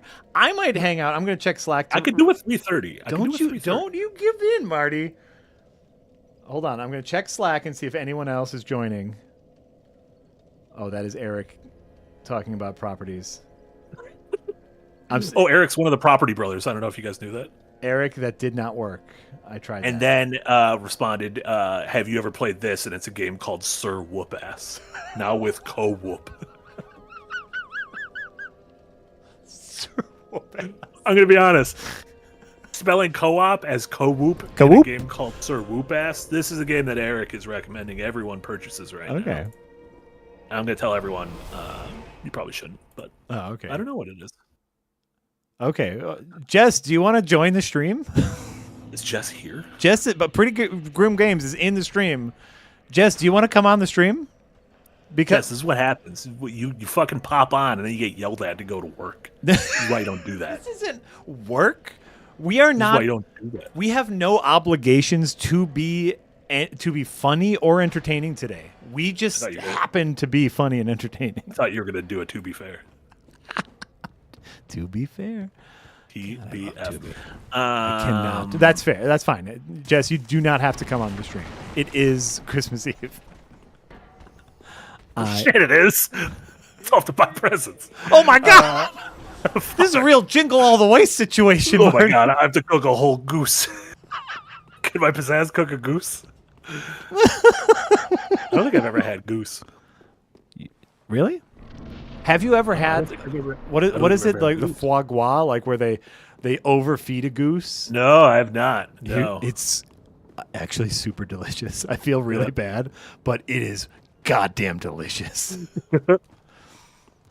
It's like veal, where I understand they torture those baby cows for veal, but damn is it tasty. They straight up make baby cows' life unbearable, like genuine hell. Yeah. I get hell there's ever been. But it is very tasty. Happy Christmas, y'all. Smokes a cigarette, kills a puppy. Just kill one puppy kill, please. Urban M with 25 Polish. Swoti, thanks so much, Urban M. What a great way to finish off Christmas Eve dinner. Have a merry one. Right back at you, Urban M. I bet Urban M had a little Polish food, a little Gołąbki, a little Ushka. Stupid Nina. I know what's going on there in Urban M's house. Fungus Finder with the $2 dono. Jack, let's hear your Russian. Marty, Italian, please. We're not just your UN dancing monkeys. Fungus Finder. I don't know. Maybe we are. Lined up chimps. My Italian's not good. My Italian's is very stereotypical, and I get about 3 words in. Yeah. It's a lot of hands. Yeah. It's a lot of hands. Yeah. That's everybody's not Italian. Great. That's not okay. Great accents. Yeah. I think The Godfather. You do a good Brando Godfather? No, I just think like everyone just assumes Italians talk like that. Don't I do a good Brando Isle of Dr. Moreau. That's where he's just kind of like in the shadows mumbling because he didn't want to be there. Oh, everyone likes a good mumble. Yeah. Mumblecore. Big Porcupine butter resubbed on Twitch. Porcupine butter? Thank you so much, Porcupine butter. What is hidden? Porcupine butter? If you milk a porcupine, their little teats, and you milk them, and then you churn it, have yourself some butter done. What is happening? Why can I not hit its balls? Yeah. With my fire. It is very upsetting. There we go. I did. Oh, and then Porcupine butter responded with, "The butter is come." So, if anyone else would have said that, I wouldn't have read it out. But it's Porcupine butter's own name, so this is just Porcupine cum. I don't know what to tell you. Yeah, I don't make the rules.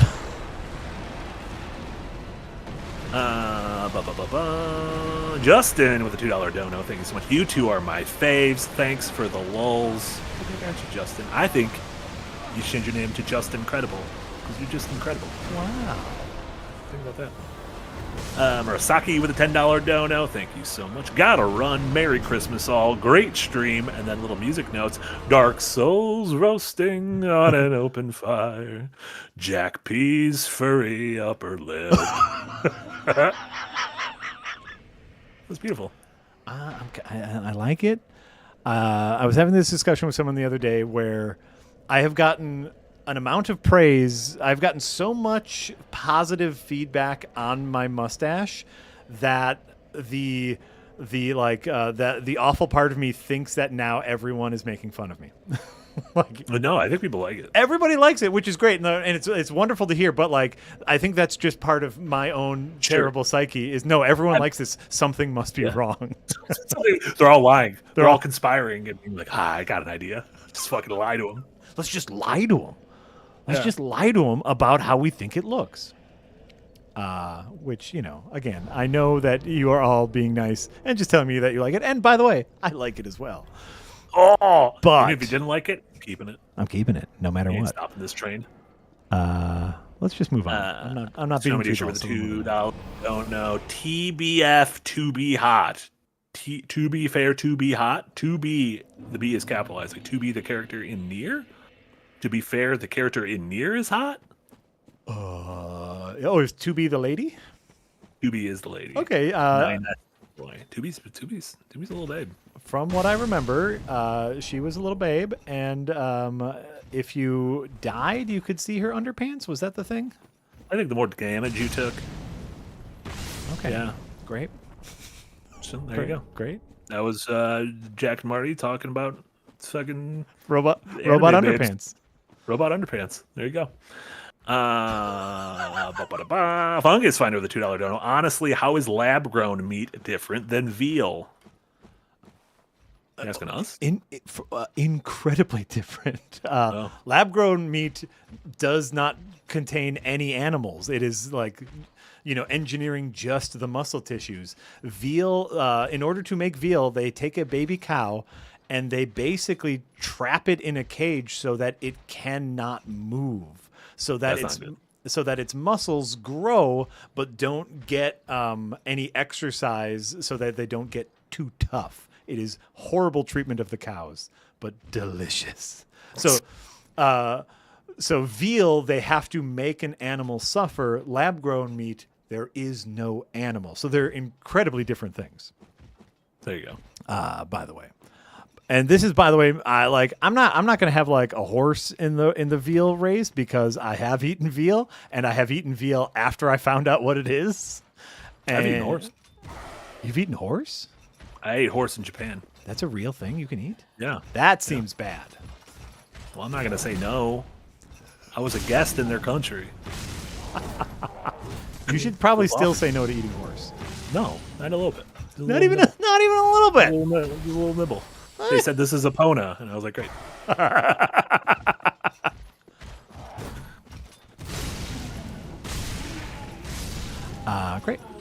Great. So, if you eat veal, I'm not here to shame. Basically, all I'm saying is I'm not shaming you for eating veal.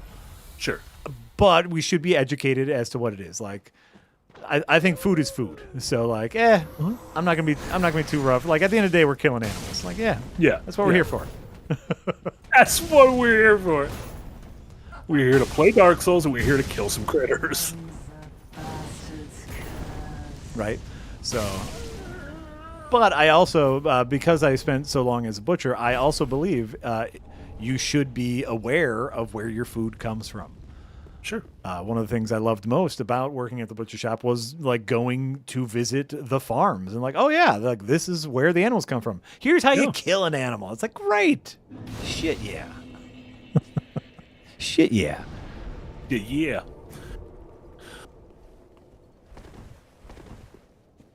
All right, we are making progress here. We're moving forward. So if you're giving up on tree balls, what's on the agenda? We're gonna make our way into the cathedral. I believe, if I remember correctly. Oh, that was a blue one. That was not the one I wanted. Thank you. Basically, at this point, I just need some levels. We can go beat the deacons, and that will help. We just need some souls. Because I have been doing the classic thing that I always do, which is not leveling my health at all. And you're like, why are these bosses hard? These bosses What's just going keep on? one-shotting me. Yeah, they really pack a punch. And so I really just need to take... Would you fucking stop it? And I also need to... I need to be better at my spells. Yeah, okay, all right. I'm just not I'm just not taking the run very seriously yet. Sure. But which is funny because we're very deep into the game, and I'm doing relatively well, and not taking the run very seriously. For as for as underleveled as you are, as malnourished, as your character currently is. Okay, so we're gonna try to get this man poisoned. Yeah. Okay. There. Now he's poisoned. Poison is like status effects are so wonderful in these games, and my general playthrough for games like this is always Unga Bunga. It's just big stick, hit with big stick. But man, oh man, getting people poisoned and then just kind of doing this and waiting for their health to drop is so great. Yeah. So it's real serial killer shit. It's real serial killer shit, but it's also like, oh, I can be doing damage while I'm rolling away.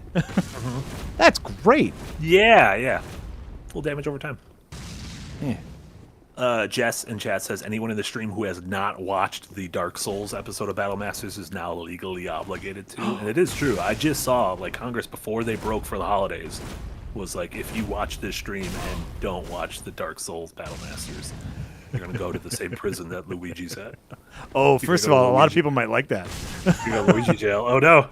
Why are the Google Trends up? Let me get to that jail. I know what I'm saying. It's like the funny part about that is how universal the support for Luigi has been. This is some real reach across the aisle bullshit that I don't believe conservatives were prepared for. No. Because every human being has either to them or to a loved one had life completely fucked up by the insurance industry. Right. And so, like, all of a sudden, I think a lot of people are on their heels going like, wait, what's my take on this? I thought this was going to be bad. Murder is bad? Wait, you're saying murder's not bad sometimes? Oh, God. Yeah. Think of the children? Question mark. Won't someone think of the children? Yeah. So I do love that aspect of it. I love, like, how this is a real come-together moment for a lot of people. So congratulations, a lot of us. I also just like how spectacularly everyone who has been trying to paint Luigi as a bad guy has been bungling that. Well, yeah, that like photo op they have of like taking him in like he's fucking Hannibal Lecter, or like he's like the Joker being brought into Arkham at the beginning of Arkham Asylum. Yes, with, like, all the cops and the fucking mayor surrounding him. And I'm like, you guys realize this photo it was a bad idea on your part. Like, this is not doing you any service. You understand that this looks cool as hell, right? Like, Luigi now looks way cooler. Yeah. But they don't. Like, that's the wonderful thing is how tone deaf they are. It's like, no. This is going to look so badass with all the cops surrounding him. Yeah. Like, oh, man. Like, the marketing department on that team, on that side, has been dropping the ball so hard. And I kind of love that. Bernthal said, for a second, I thought you were talking about Mario's brother and was confused. Year of Luigi. It's the year of Luigi, everyone. Fungus Finder with a $2 dono. Thank you so much. Okay, weirdest meat ever eaten: squirrel, deer, rattlesnake. I've had rattlesnake. You've had rattlesnake. Deer's not weird. Deer's Wisconsin, very normal. Venison is very normal here in Wisconsin, at least. Yeah. I don't think I've ever had squirrel. I have nothing. I'm not seeking squirrel, but I'd eat a little squirrel. I had crocodile or alligator, one of them. Oh, I don't know which one. Rabbit is relatively rare. Little hare, yeah. You don't have. I've had rabbit, and enjoyed it. It was fine. Much like venison, just a little gamey, which I was not expecting. Oxtail. Ooh, yeah. When I went to South Africa, we ate at a very fancy restaurant one night, and they made like an oxtail stew that still had like the bone of the oxtail in there, and like that was real good. Pluck the meat out of the vertebrae of the bone, and I think about that meal still and often. Yeah, it was gorgeous and glorious. Love an oxtail. Good. Fuck yeah. Long pig. You ever have long pig? I want to say that's a dude. That's a man. That's flesh. That's eaten man, right? That's eaten man. That's eaten man. No, I have not. I've not eaten man. Nick the OG. I've had bear, moose, beluga whale, elephant seal, and tiger shark. All gross. Nick the OG spent some time in Alaska. Oh, okay. Northern Exposure, like the hit series Northern Exposure. I don't think that was Alaska. That might have been Canada. I don't know where it was. I believe that was Alaska. By the way, just like the hit series Northern Exposure. We'll cut it out in post. Me not knowing where Northern Exposure took place. Love it. Love it. Northern Exposure was Alaska. Okay, yeah, I remember. I watched Northern Exposure every once in a while. There you go. Pendragon resubbed over on YouTube at 13 months. Thank you so much, Pendragon. Merry Crimbo and Happy New Year to you as well. And Whoop with a $2 dono. Merry Christmas. Happy New Year. Praise Luigi. What? Praise the Year of Luigi. Remember the Year of Luigi? I do. How nuts would that have been if 2024 was Nintendo's campaign for Year of Luigi? They're like, Switch is dying down. We just need to coast out until the new console's out. Let's make it the Year of Luigi. That would have been hilarious. That would have been hilarious. No, I love it. I'm here. And George Lucas with a bit border says, "Have you fellas ever been hunting in those Wisconsin woods?" I've surprisingly never been hunting, and I've never fired a gun even. Oh, I fired a bow a couple times, but it was just at targets. Sure. I am a gun enthusiast. That's a very normal thing in Wisconsin. That's a very normal. Everyone I grew up with. Yeah. Right. So that's very normal. I go shooting. That is something that I do on occasion. I will go to a range and go shooting because I find it really enjoyable. And I also really like the mechanical end of it, is knowing, how to operate, how to clean a gun. Sure. How to make sure that it is good to go, if you will, hot to go, if you will. Chaperone loves guns. That's a joke. That is a joke. I said that as a joke. Do not sue me. Please, just please, because you'll win. You probably have somebody. Oh my god. And yes, I have been hunting. I have never shot an animal. I have shot at an animal, but I did not hit the animal. Yeah.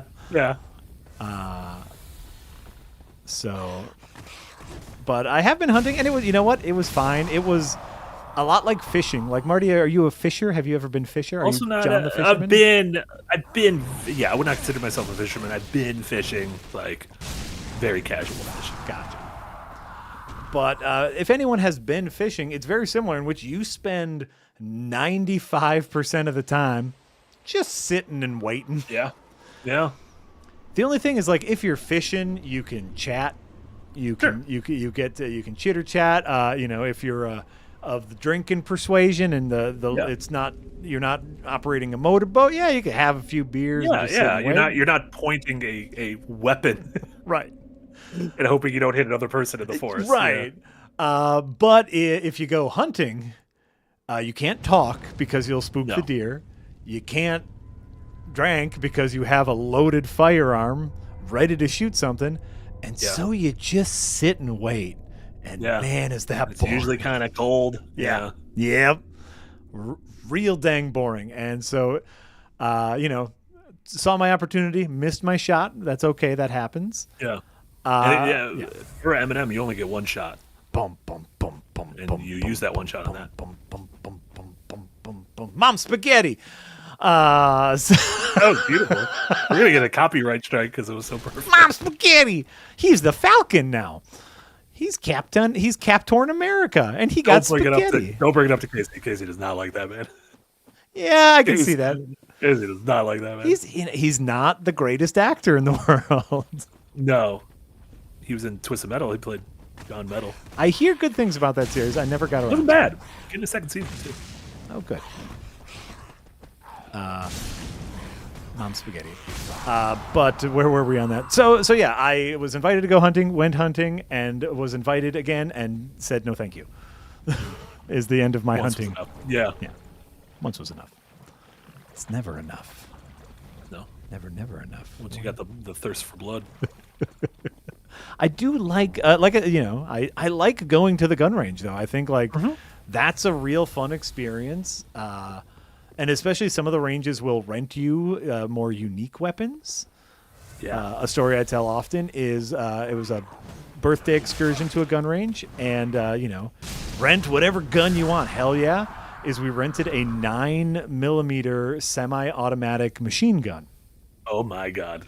And so this is very similar to a police issue thing. It had a little shoulder, a little butt. It had an awesome little scope on it. Yeah.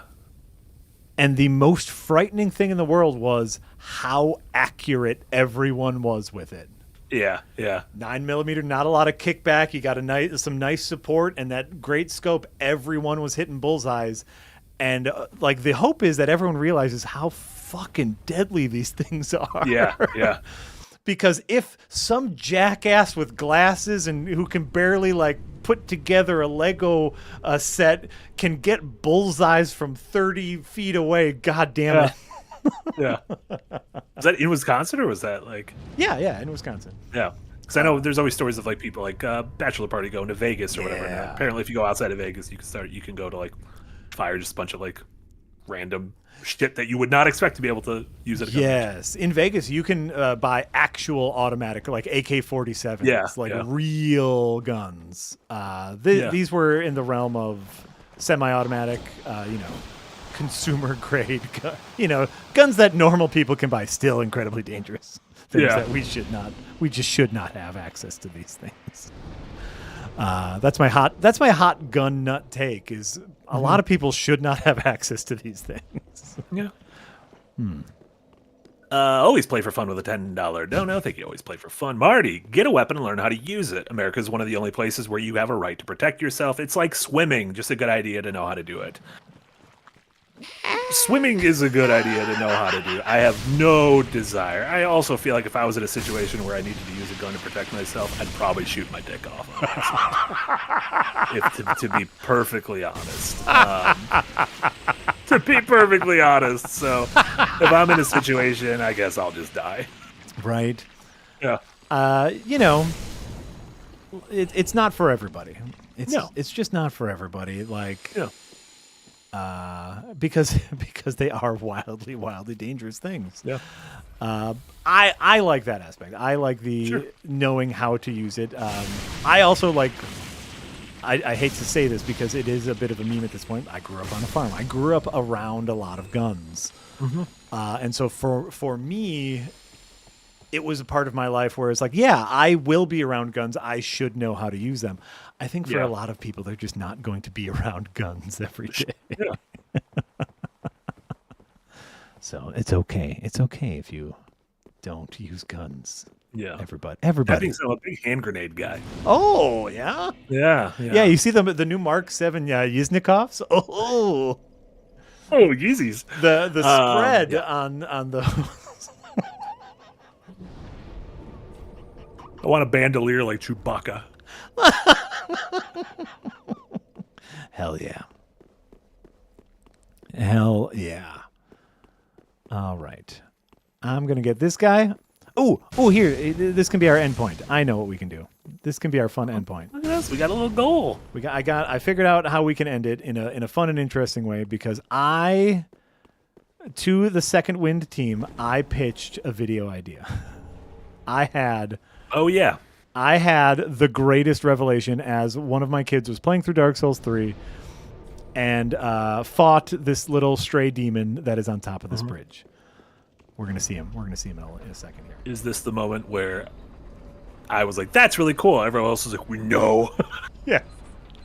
So I don't know if you all know this, but this little rock demon up here, who has a really cool pyromancy that we can trade in later. He lets you burp up rocks. That's his pyromancy? His pyromancy is you vomit rocks. I don't know if that's legally pyromancy. Right. So I don't know if I can do this. We're gonna try. But something you can do. Oh, excuse you. What do you think his skin feels like? A very A little hairy. like he is not moisturized in a long time. Yeah. So if you hit only his legs, Oops, all legs. and I don't even know if I'm hitting his legs. It's hard to tell. Excuse you. Excuse you. Excuse you. Thank you. Oh, and I don't know if my fire is going to do a good enough job here. Oh no! Oh, here he's burping up rocks. Oh, he's killed burping me! rocks. Son of a bitch. So Rock burper. Are you gonna be able to do this with just fire? I don't know. I might have to get out my level 0 axe. But the fun thing about this is you can break this demon's legs. And I did not know that you could. And so you can break his legs, and he has a unique animation where he crawls after you, very similar to the final boss of the Bloodborne DLC, where he'll crawl after you. Yeah. And I had never seen that before. And one of my kid does this because he's a little more cautious of a player than I am. Breaks his legs, and I flip the fuck out, and he's freaking out. We're like, I've never seen. I have 160 hours in this game, and I have never even heard of that before. And to me, it was this really special, wonderful moment of like, you did something I have never experienced in this game before, and I shared. No matter how. Oh, go ahead. No, go ahead. You go ahead. Fuck. I was gonna say it's one of those things where no matter like how much you've played a game and how much you think you know it, you can always find little things that surprise you. Absolutely. And I then booted up a new save and made a new character and made it got video footage of it happening again so that I could make a special little video about it. This thing that is so rare, I had not heard about it. And I shared it with the Second Wind staff. And Marty said, "Oh, that's so cool." And everyone else said, "Yeah, I did that. I did that my first playthrough. Duh. Why didn't you know that, idiot?" Yeah, really, they got really personal with the insults. It was really incredibly rude. Oh, it was very Incredibly mean. rude.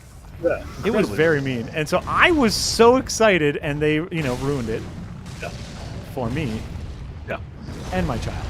I have not told my child that this is a normal thing that can happen. Child thinks, well, the moment Papa and I shared, it's going to become a video. I don't know why he called you Papa. I don't know why he's like a little tiny Tim in that scenario. Papa, where is the video of breaking the asylum demon's leg? Oh, here it is. Look. Ready? Oh, shatters. That's so cool. Isn't that neat as hell? I think that's so cool. And he still attacks, and he is still, by the way, very dangerous. Yeah. Do not let your guard down at this point. Yes. But I just think it's so flippin' neat that they let you do this. And it's only this, like... Obviously, that doesn't work on, like, regular ass silent demons, because you're not made of stone or whatever. Right. Yeah. Am I out of blue? No, I got one left. Right, and so like this is also because this is obviously much like a lot of their stuff. This is based off of the Asylum Demon, and so this is a unique animation to the Stray Demon, And it's like, that's so fucking neat. But apparently other people are like, oh yeah, I did that easy. Yeah. That's a normal thing that everybody knows. Yeah. Don't be we a walk through the cold snow listening to Christmas Time Is Here by Vince Guaraldi. That's how we handled that situation. Yeah, I had to pop on some Bon Iver and just be sad for a little bit. But there you go. That's where we can leave it on that neat thing that I discovered that everyone else knew. Incredible. A couple last bit borders. George Lucas says, Master Jack, what is the lore behind the Asylum Demon wandering around here? Well, they're just fucking. I think he's just fucking. Travelers? He's fucking. He's just fucking. He's looking for some tail. He lost his tail. Yeah, I don't know what the lore of that Asylum Demon is. Then Fungus Finder with 100 bits says, y'all ready for some Cajun humor? Newlyweds. This is so long. Do I have to read this whole thing? I don't think I do. I have to read the whole thing. Newlyweds Bador and Maria are on their honeymoon trip from their little village in the bayou of South Louisiana. They are nearing Bro Bridge when Bordeaux puts his hand on Marie's knee. Giggling, Marie says, my Bordeaux, we are married now.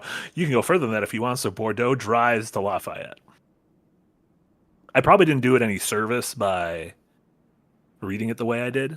I also don't understand. I don't get it either. Apparently it's Cajun humor. That's what if we get a fucking Gambit movie, it's 2 hours of that. It's going to be 2 hours. It's fucking 2 hours of that, and then maybe Mr. Sinister pops up in the third act. That's all it is.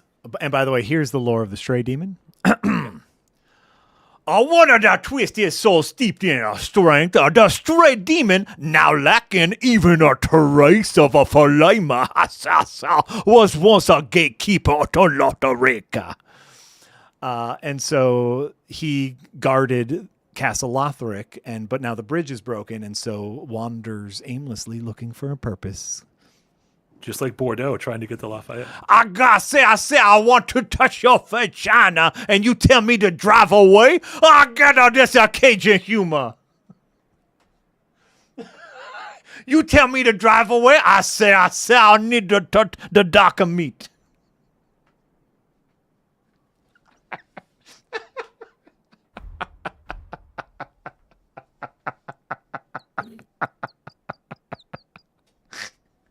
Merry Christmas, everyone. Merry Christmas, everyone. Remember to touch that lady as long as she said it okay now. Bye-bye.